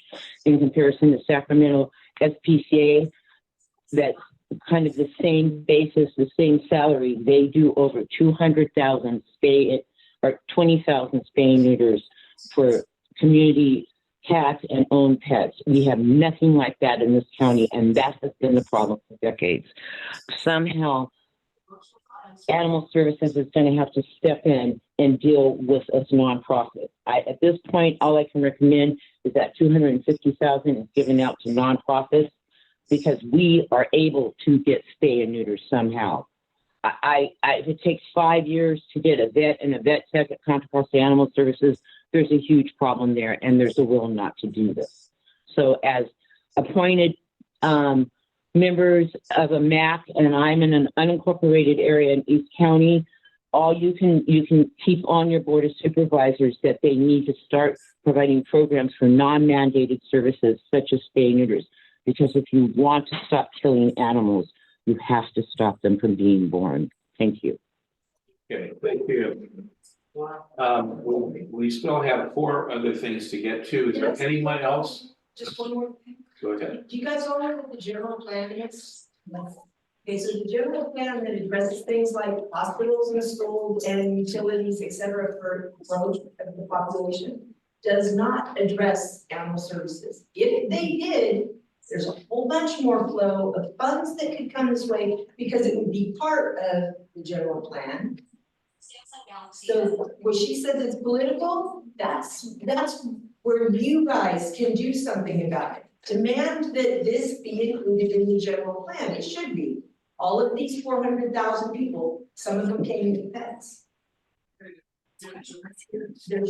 Yeah, okay. All right. I really like this. We need to move on now. We certainly will have more information on this. Discussion items, the East Richmond Heights Art and Music Festival. And I'm sorry that several people left here, but I'm gonna figure out how to put on next door, because I know there's a way of doing it to get people together who want to sign up. I would sign up sheet here, there's one over there. We need volunteers who are going to be willing to commit the time on that day to help in different aspects and make it happen. I've got the guide on how to do it, and I will help get all the permits and the sign-offs. I'm willing to do all of this part. Okay, I am not willing to run it this year. And we want some people that will be willing to come forward and take it over. There are several different pieces to it. I know, Joanna, you had someone that would do some parts of it. Yeah, maybe. So I spoke to Melanie even, I haven't met her yet, but we're meeting this Sunday to discuss it, so she and I will definitely collaborate with you. If you could do all that stuff, we can kind of run the logistics of that day. Yeah. But we definitely need more people. I'm happy to go through this. We have to get a permit, we have to get insurance, the sign off by highway patrol, sheriff and fire. I know we can get that done pretty easily. But we need someone or even a couple of people that are going to be willing to lead this, you know, to guide it. Joanna. Remind us of the dates. Well, the tentative date is July. Victoria. I don't have it. She and I discussed it. Yeah. What is it? We don't know what it is. Yeah, so this is the East Richmond Heights Festival, Music and Arts Festival, which was extremely successful for years. Up on Bernhard, where the temple is. That whole area there, the temple opens up their property, so we're able to use restrooms. They help participate in it, but the center of it is the vacant lot right on the corner of Elm and Bernhard. And my buddy Leonard is sitting right there, who helps because he donates the electricity, he lives right next to it. The stage that is out there, he helps coordinate that part of it, and We have Saturday, July 27th. so, okay. Yeah, 10 to 4. For the entertainment, you know, he will help that part go, but. You know, ever since it started, it worked out very well. It wasn't, I think, well, I guess COVID is why we shut it down. And we did have a great festival again in 2022 with vendors. I think we can take up to around 30 people. And then we had food trucks, which I think there's no problem with us getting them back, right, Leonard? Yeah, I don't have a problem with that. Yeah. I got the PA system for the stage. Yeah, oh, that's Yeah. right. So, That yeah, kind of stuff. we can handle that part of it. And some of the musicians, I could probably get 2 bands. Yeah, and so we do get the street closed for the whole time. And it's all just, you know, public walking through. We've been lucky with fantastic weather last time. And we do have a Facebook page. It's East Richmond Heights. And there are a couple, but there's one that shows Arts and Music Festival, and you can go on there and see the pictures of the festival in the past. I talked to Natalie Neese, who started this years ago when she was running our neighborhood watch program with the sheriff. She moved away, she's way up north now, but very happy to help us. She's gonna, I think she's gonna add me as an administrator to the Facebook page so I can get that going again. We can use that for announcements and so the main thing is if there's any of you here that are willing to help, and I know a couple of you that already are, but if we could get your name, email, phone number, address, and any comments, if there's something specific you'd like to do. If you say anything, we'll find something that works for you, okay? Joanna. I just want to say that Melissa has volunteered to help coordinate the vendors. So soon there will be a contact, you can reach out to Melissa if you want to be a vendor. And usually at this festival, the vendors have been all kind of related to East Richmond Heights. And then there does need, Justin Katz stepped away from organizing the music. So we do need sort of like an impresario. Like an MC. The tour planner to set up the stage and line up all the music gigs. And then I had a job where I made sure that volunteers could sign up, and I won't be doing that this year. So if you happen to know like software that's for volunteer signups that's easy to use, or you want to just field emails from people who want to volunteer, that's a very discreet job. You just have a list of the time slots and tell people what it is. And then John, the only other thing I'll add is that I know Natalie and past organizers have made a real emphasis on having it be a plastic free to try to have a water station with reusable cups. Yeah. Encourage people to use their water bottles and encourage vendors not to give out plastic bags. And so we try to do a lot of recycling and make it a very green. I have a quick question. I'm coveting all these folding chairs, so is that something we could borrow for the event that day? It's a possibility. I can't speak for the church, but. Okay, yeah, if you could ask them, that'd be great. Okay. I'd be in charge of it and I have a truck. Okay, I've gotten chairs before from the Temple. The temple? Yeah, that's what we got from. Yeah, and Leonard and I spoke to Danya over there. I know that he would be very happy to open up. Yeah. Which that handles our bathroom problems because we don't have to bring it. You don't want to conflict with something that's going on at the church, they'll cancel this out, they got something going on, so. We better double check. Yeah, okay. Maybe you just, yeah, so every time I buy a date. What if the date ends up? Well, we can work on That Saturday, July 27th, but it's not set in stone if it's not good for them. Okay, You buy that tomorrow. yeah, okay. We'll take care of that. Okay, anything else on the festival? I know that if it's a nice day, they'll be packed, be lots of people. If we call it East Richmond, but we put the notice out to all the neighborhoods on next door, and there's people from, you know, all over the area that come up to this thing. And vendors with lots of arts, crafts, interesting things, and then on the stage that Leonard has, you know, we have music at times, but then there's also, when we have the balance dancers. You know, some real interesting stuff going on too. Okay, All right, our subcommittee reports, land use committee, Joanna. Okay, so first I should let you know a little bit what the land use committee does, because it just so it's not obvious. But basically, if there's a variance in our neighborhood, we review it and make recommendations. The recommendations are advisory. We usually meet in Supervisor Joy's office. Jim Wayne and myself are on the subcommittee. Jim Wayne's not here tonight. We both have design, architecture, and planning backgrounds to review these. And I'm actually, Ronnie, do neighbors get notified of these subcommittee meetings? Just the ones on the list or just the ones adjacent to the properties? Is there, I know the county would notify, is required to notify within 300 feet if there's a variance, but I don't know if there's any connection with our specific subcommittee meetings, any notification to neighbors. However, whether or not there is, we have had neighbors show up at meetings, so if it's controversial, neighbors find out about it and show up. Usually the applicant shows up and presents, we're just advisory. So what we do is we, after the meeting, we send recommendations to the planner in the county who is reviewing the application. So we don't have very many. There was 2 since our last meeting. The first was on January 3rd.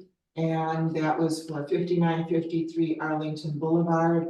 And it was a request for a variance to replace an existing falling retaining wall of over 3 feet in height within the front yard setback. And the applicant was there and presented, and we talked about it, and we recommended to the planner approval, a conditional approval that the concrete wall have some sort of texture or interest on the facade. It's right adjacent to the sidewalk. And we felt that it shouldn't just be a blank flat concrete wall. And so that was the condition that we suggested to the planner. And the second one was at 6537 Hazel Avenue. And we met on January 31st. And that was for approval of a variance to allow the one required off-street parking space to have a 7-foot front yard setback where 20 feet is required. And to allow a 4-foot side yard setback where 5 feet is the minimum for the off-street parking space. But they're converting their existing garage into a bedroom, not an accessory dwelling unit. They're just enlarging their family's enlarging, and they need an extra bedroom, and they're just gonna park the car in the driveway. There is already a 4-foot side yard setback existing. So anyway, the applicant was there and presented the project, and the subcommittee voted and recommended approval of the variance. Any questions? Okay, all right, thank you. So no questions. All right, the next, I don't have anything for as far as speakers for upcoming MAC meetings. Were there any suggestions from anyone? Joanne? Well, I've noted that discussed earlier, we need to have the Hasford Heights, because that was on the agenda but didn't address with the lieutenant. And then it sounds like John Joy suggested we have an agenda item about the sheriff's department coming and clarifying about when should you call 911 and when should you call a dedicated number. And then you suggested that we should try to get the Wildcat Fire Group Committee started again. And then a resident whose name I didn't get said we should talk about evacuation plans. So those are the topics that came up in the first meeting. Okay, yeah, and it is called the Wildcat Fire Group. Okay. Yeah, right. Yeah, I'd like to figure out, or like, yeah, California Highway Patrol still hasn't showed up. It's Okay. top of mind, just because like for our neighborhood. Yeah, I'm going to push that, and it's the people that I dealt with have retired that were there, and I was referred to another guy. I left him a voicemail to get who was the contact to be here. I know you had a name which you sent out to, and they didn't show up. So, because unless I get a call back from the guy I left a message for in a couple of days, then I have to go work this the other way, and I go to the commander of the highway patrol. Okay, the guy that's in charge can go down, and they will find someone. Okay, and we've already tried to find it our way. I need a contact for this area from the highway patrol, because they have to approve our permit for the festival, so. I'll do it, I'm very politely, I know how to deal with this, I've worked with other commanders of highway patrol in the past, so I will do that. If I don't if I'm lucky, I get a call, I'll send you guys a notice, hey, here's the guy. But I'm sorry that they haven't doing it. We need them up here for a variety of reasons, and I'll wait till public comment just to throw out one, since I would be limited to 2 minutes on that, okay? Yeah, one more thing too Yes. is, like, if we can get clear maps or like discuss that for like what the areas our map covers, because I think the current maps like show areas that are in Richmond, and it caused a lot of confusion. Yeah, in the. well, Ronnie, the problem is the current MAC list This cuts it off. for Hasford Heights, I'm thinking, it looks to me like it's missing. Yeah, it's higher. And it's not so much that there's parts that shouldn't be there, I think there's parts of Hasford Heights that are on there, but they're not. So maybe we can talk to John to get, or whoever it would be, to clarify. Since it's now the East Richmond Heights and Hasford Heights, what is that whole area, because on the map, it's missing a whole bunch of streets over there. Okay. All right, Joanne, did you hear that for the minutes? We need to clarify or verify what Hasford Heights is to be included in our map. Okay. On a map. Richmond Police. Richmond Police will be another thing I will follow up with, and it's gonna be the same kind of thing. I will call Lisa French and work for the chief down. And we have to have somebody from Richmond Police to address this issue on Richmond streets. Okay, and we do know Richmond Police has a beat, or it's not a beat, it's an area. They've got all of their areas already assigned, so there are officers that cover that area. I will follow up on that myself. So that brings us to our regional historical presentation, which has always been the most fun here. And Fran Capoletti is here. Hello. These are things that we do, you know. I think most of you saw the Nike Missile Days one that I did. It's on John's YouTube site. And then the other ones that we've done, Joanne's got another one planned for the next meeting. But Fran has gone, he just, I don't know where you find this information about East Richmond Heights and brings it to our attention, so I'll turn it over to you. Yeah, to make it interesting, I want to apologize to all of you in the audience. I kept thinking of projector screen, it may be hard to see. Hopefully the Facebook crowd and everyone can get the gist of it, and I'll try to explain even if you can't see every detail. So let me set this, it's 30 minutes right now. I'm gonna keep it 10 or less.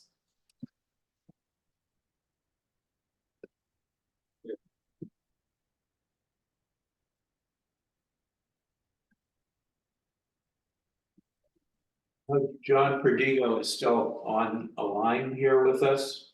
Yeah, I wonder if anyone online. John, can you see the display?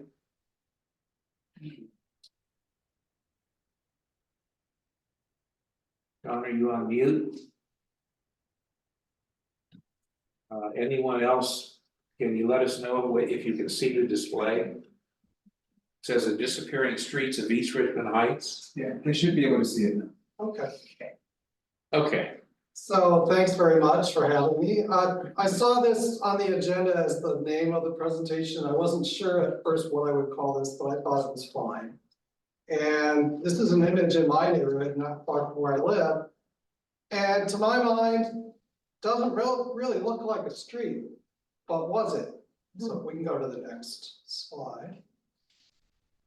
Next slide. Ooh. Give a little more view of this picture. So I live on one end of the neighborhood, although we might call it the middle. On Bernard Avenue. And if you know that avenue, it kind of goes along the ridge, but it comes down to the Arlington. Gotta go right or left. But I noticed, strangely enough, when I go down Oh, there it is. at the end and I've got to make a turn, there's a big sign to say their number on Bernhardt. Well, I said, why are you in a house not on my street? Clearly, you gotta let the post office know. But if you look at that area going downhill, that was once the street. It went all the way down by the adult school at one point, if you look at the maps. Wow. But I would not suggest driving down to it. Many people do take their dogs that way, and I recommend that. So it was just something, if we can go to the next. You look at these old assessor maps and you can see how this part of the map no longer really exists. You really could walk through or even drive through it. I would think the neighbors wouldn't like that.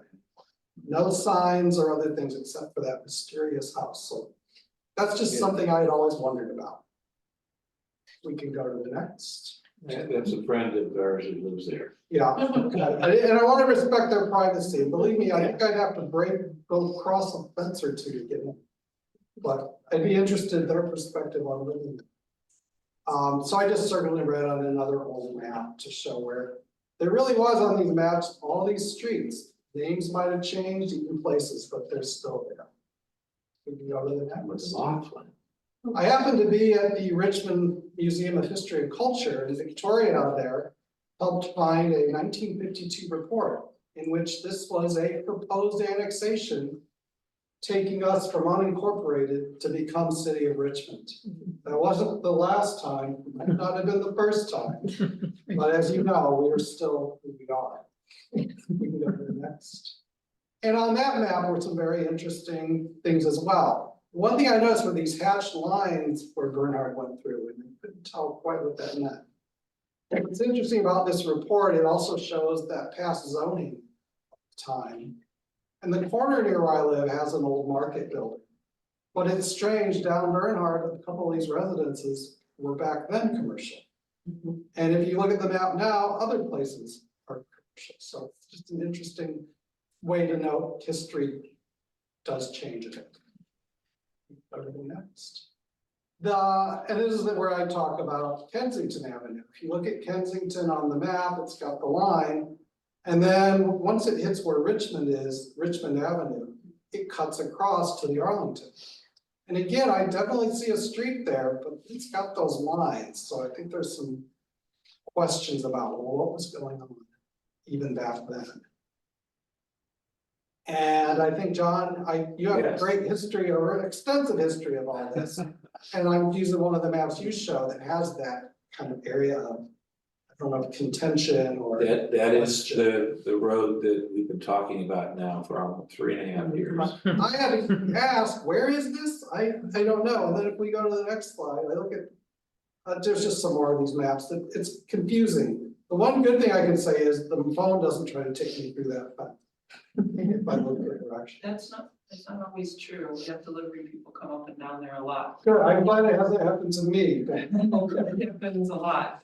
So one more slide. I just took a few of these Google Maps over the years from 2015 to 22. And I then realized where it was because I work in Berkeley every weekend. When I'm coming home, I always notice that driveway and wonder, do they really shoot baskets there? And what if it gets away? But it is an interesting area to see that there are plenty of old maps that show that and lead to confusion, but it's an area that does take quite a bit of research to when did things like when did the county not want to take care of it? I could go to another. According to this, it was 1968, or no, yeah, 68. Yeah, oh, can we go back a few slides, sorry. 2, 3. One more and one more. So I'm back to that 1952 map. On the lower left is a circle. And I noticed another odd thing. In 1952, that's labeled as community center. Yes. And now if we can go forward, I'm sorry. We'll go back to those pictures. I think this is on One more. On tap. Right there. Yeah. I remember that years ago, because a friend of mine bought it and renovated. And I had been inside and it was one of these odd buildings. It wasn't a house per se. Yeah.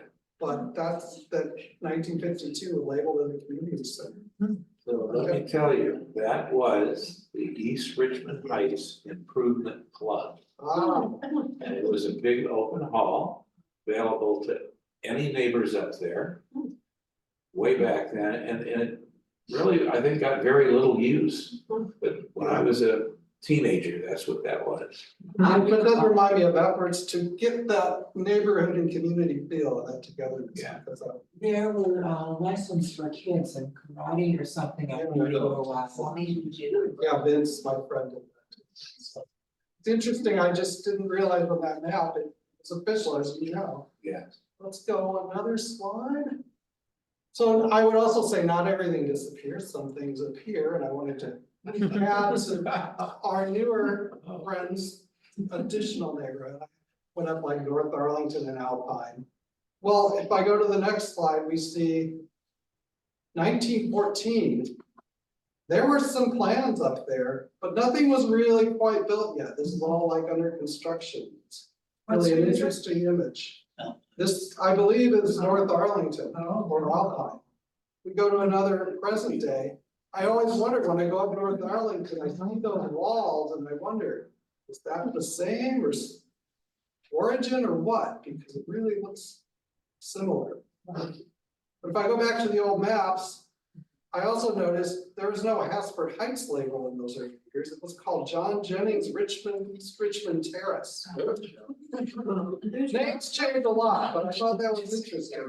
Apparently, Mr. Jennings wanted to build a mansion up there.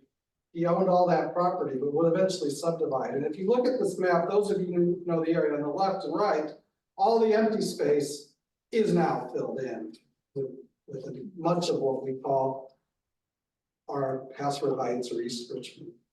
But as you said, some of it might be Richmond, some of it's. And there's just another map. It's definitely an interesting, in many ways related, I think. We have much in common, but it's got its distinct features as well. If I can go, I'll try to wrap up here. I'm also looking at the site where we stand now with the church in Patterson Circle and Adams Middle School. And recently I met an older man who said he helped build that school. I really enjoyed the experience. But as you probably know, and here's an old picture of it, of the whole huge site.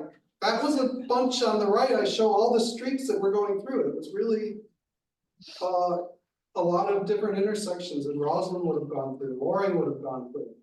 So my point in bringing it up now is that area is probably going to change in the future. There's definitely, if you look at that draft county plan, and I think there's a lot of ways to give your input, we got to think there's going to be something happening there. And who knows that these streets that disappeared for the school may reappear in some form again. Who knows? And just wanted to thank Richmond Museum, our great resource. Richmond Public Library had that really old set of photos. There's more of those from North Richmond.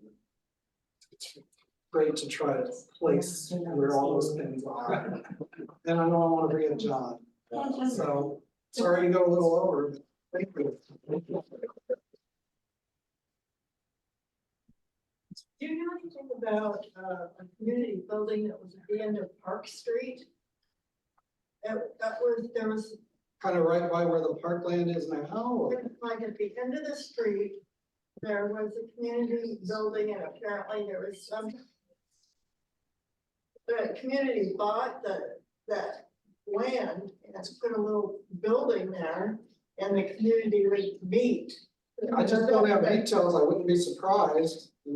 Somebody longer term here might know. I don't. It's worth exploring.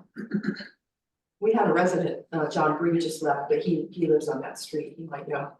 He's gotten to know all the old timers there. Oh, yeah. For this small neighborhood, we have plenty of projects yet, plenty of things to tell you about. And if you have any suggestions of things you, We're gonna, one of these days, Leonard will help me. We're gonna do a presentation about Wildcat Canyon trails, many of which are no longer there because they've built out. And I'd love to do a talk about this building we're in right now. What about I think it's Riverside, when you go past the school, there's all of this foundational building that went there, and someone told me someone lived there, like, there's this crazy story, but. Yeah, it's there like There's like, well, there's that pond, there's all these like plastic, there's something like. Yeah, Yeah, there's gotta be. there's something going on. People were doing things. Great Depression has its history and more, but I'm not sure. I haven't talked to a historical consultant who was looking at that. They were. It's a challenge. In some places, some cities have all kinds of records. A little more of a trip to find. The best resource is to find what John tonight. Oh, that's what. Hope you find out. I don't know what the question. Anyone have any questions? I just have a comment. It's funny how over the years, yeah, when I was a kid and that house that you talked about was a community building, you said something else. Yeah, as a child, I remember, don't go near there because the bad biker people there. And it could have been a story, but that's what I remember. Yeah.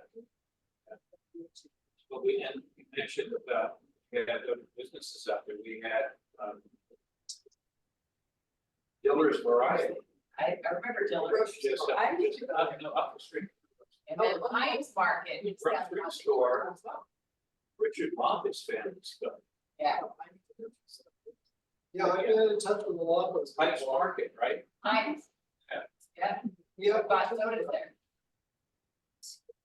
Okay. Members All of the right. board, if you have an opportunity, I'd like to make a comment. If I could make a quick comment. Frank, thank you so much for presenting that information.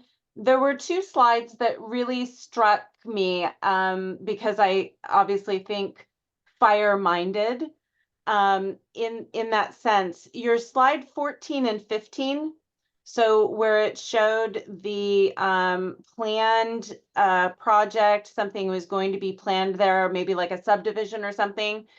If people can recall that slide, that is an accurate representation of the vegetation that was present during that time. And it struck me that the vegetation that was present in slide 15 gives you an accurate representation of how much the vegetation has grown when you add people. So, and again, just if I could just end on this note, the 3-zone strategy that people can keep in mind when they look at those two slides are tending to that zone 0, so the 0 to 5 foot from their home, or the ember resistant zone.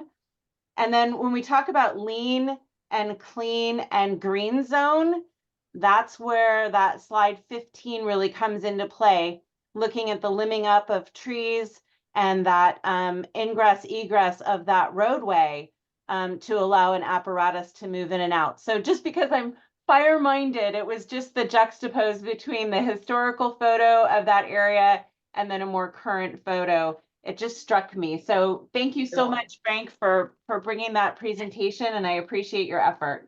Do you mean sort of the black and white where it was almost like a blank landscape? Yes, sir. Right. You think of how much we have changed the environment. It's a lot more grass than trees, and think of the impact of that. Just take the Google Maps when it gives you different dates. You can numerous sites and see, even in recent history, that's changed. Yes, thank you so much, Frank. That was very interesting. You can also use the Oculus and actually go to places at different years. We have a lot of that, so thanks very much. Oh, yeah. Thank you. I saw John Perdigo, but I had his hand up, popped off of there. Let's go to public comment for any items not on the agenda. We ask limit to 2 minutes per speaker. Is there anything anyone would like to talk about that we didn't cover today? I just have a question. I was born and raised in Richmond. I've been here my whole life. I've lived in my house for 37 years on Claremont. And just recently, my AAA canceled my insurance. And we don't live in the high flyer, and I am within a quarter mile of the Hayward Fault. But I then consulted with a friend of mine who works with farmers. He's now giving me a new policy with this company. But he said many houses in the hills, their insurance is being canceled. It's very common. I'm a realtor and I just sold a triplex in Richmond 13 years ago. It was not in a high fire, and now it's in a high fire. So the new buyers need to get fire insurance. But I just was wondering if anybody else is having a cancellation. Yes, yeah. That was right. Really? We live on the border with El Cerrito, and the house next door to us is the very high fire zone, and we just got canceled. Those HIPAA ones on insurance companies. Cannot find anyone, even working with brokers, to insure us and going into the high risk pool. AAA is willing to write us a supplement. AAA is the one that canceled us, but farmers, we've had no incidences at all. Yeah. I've literally had AAA since I was 15 on all my cars, and I just got on with them 8 years ago and I left State Farm, but I didn't expect to be canceled just out of the blue. Why did they They didn't really give a reason, they just said we canceled. CNC, do I have it's coming out? AAA was the only one that gave you these. Farmers is taking care of The lemonade, so they're not doing any at all. The ambulance, it was like twice as expensive. So I'll check out Farmer Johnson. Yeah, a lot of them didn't afford it, so I was just curious about the same problem. And I'm sorry that you're having that. I is something that I hear from residents and communities across the county. And I have some offline resources for you or anyone else that needs an update from the State Fire Marshal's office. There's actually a webinar that just took place about, I would say about 7 days ago. So feel free to reach out to me and I'd be happy to share that information with the board. Yeah, I'm going back to this abandonment of Kensington Avenue, because I had a chance to look at the piece of paper that the gentleman had. And it says it was abandoned, but it doesn't say that anybody owned it. I mean, Can we give you a copy of it? yeah. I believe all it just says it's been abandoned. That's all it says. Yeah, we knew that, but we didn't, but how does that give them the right to say it's mine and you can't walk across it? This will have to be clarified. The assessor has already said that it's abandoned, it's not owned by anyone. Right. Except that the driveway, this is really weird, but it's on the assessor's map. The Barris Carlos, who owns the house on Mark there. He actually owns part of the left side of the driveway. And he built his fence. He owns that. He keeps his yard side, it's another piece. But the assessor office shows that was 150 feet was abandoned. No one ever applied to take it, so no one owns it. Right. According to the county. This is the county's, they've got to resolve this. But that's what I was told. Yeah, but so, you know, I mean, when he stood up and said all that, he said, well, we have no, but anyway, no, you can't come across this land. And then, but then when he gave you this piece of paper, it doesn't say anything that he did. Well, that's what we need to clarify, because it seems like a health and safety item. The county will have to, they have to make a decision on this. Yeah. At some point, and keep this thing around forever, but I've been told to keep it up, so. Yeah. No disease. No disease. It's been very tenacious, I'm proud of it. So, I mean, right now, after the walkthrough, the county has to come forward and make a decision.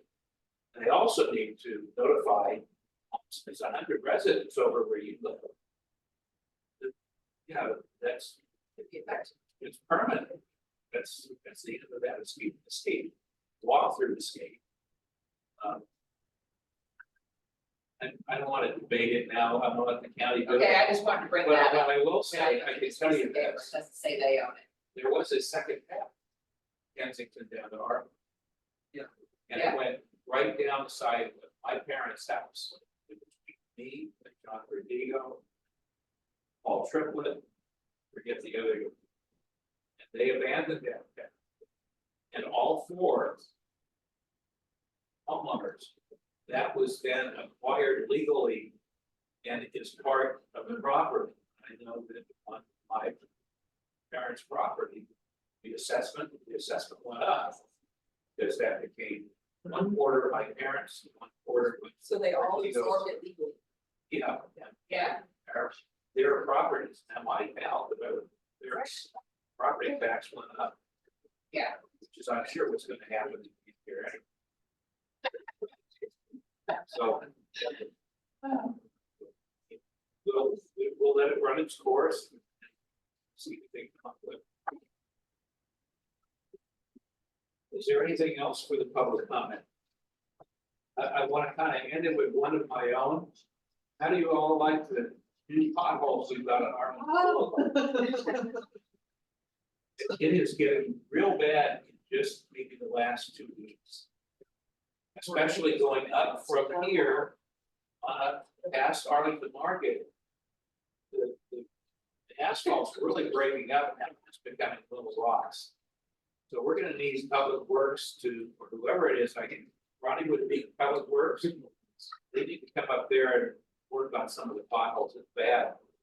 If you can send me like specifics, I can reach out to. Yeah. I can send you pictures if you want to, but no, it especially, the latest rain has gotten really worse. And you know, we've got so many cars using Arlington with the freeway backside, we're the second freeway to Berkeley, so yeah. Quick question on that, really, the stop signs, you know.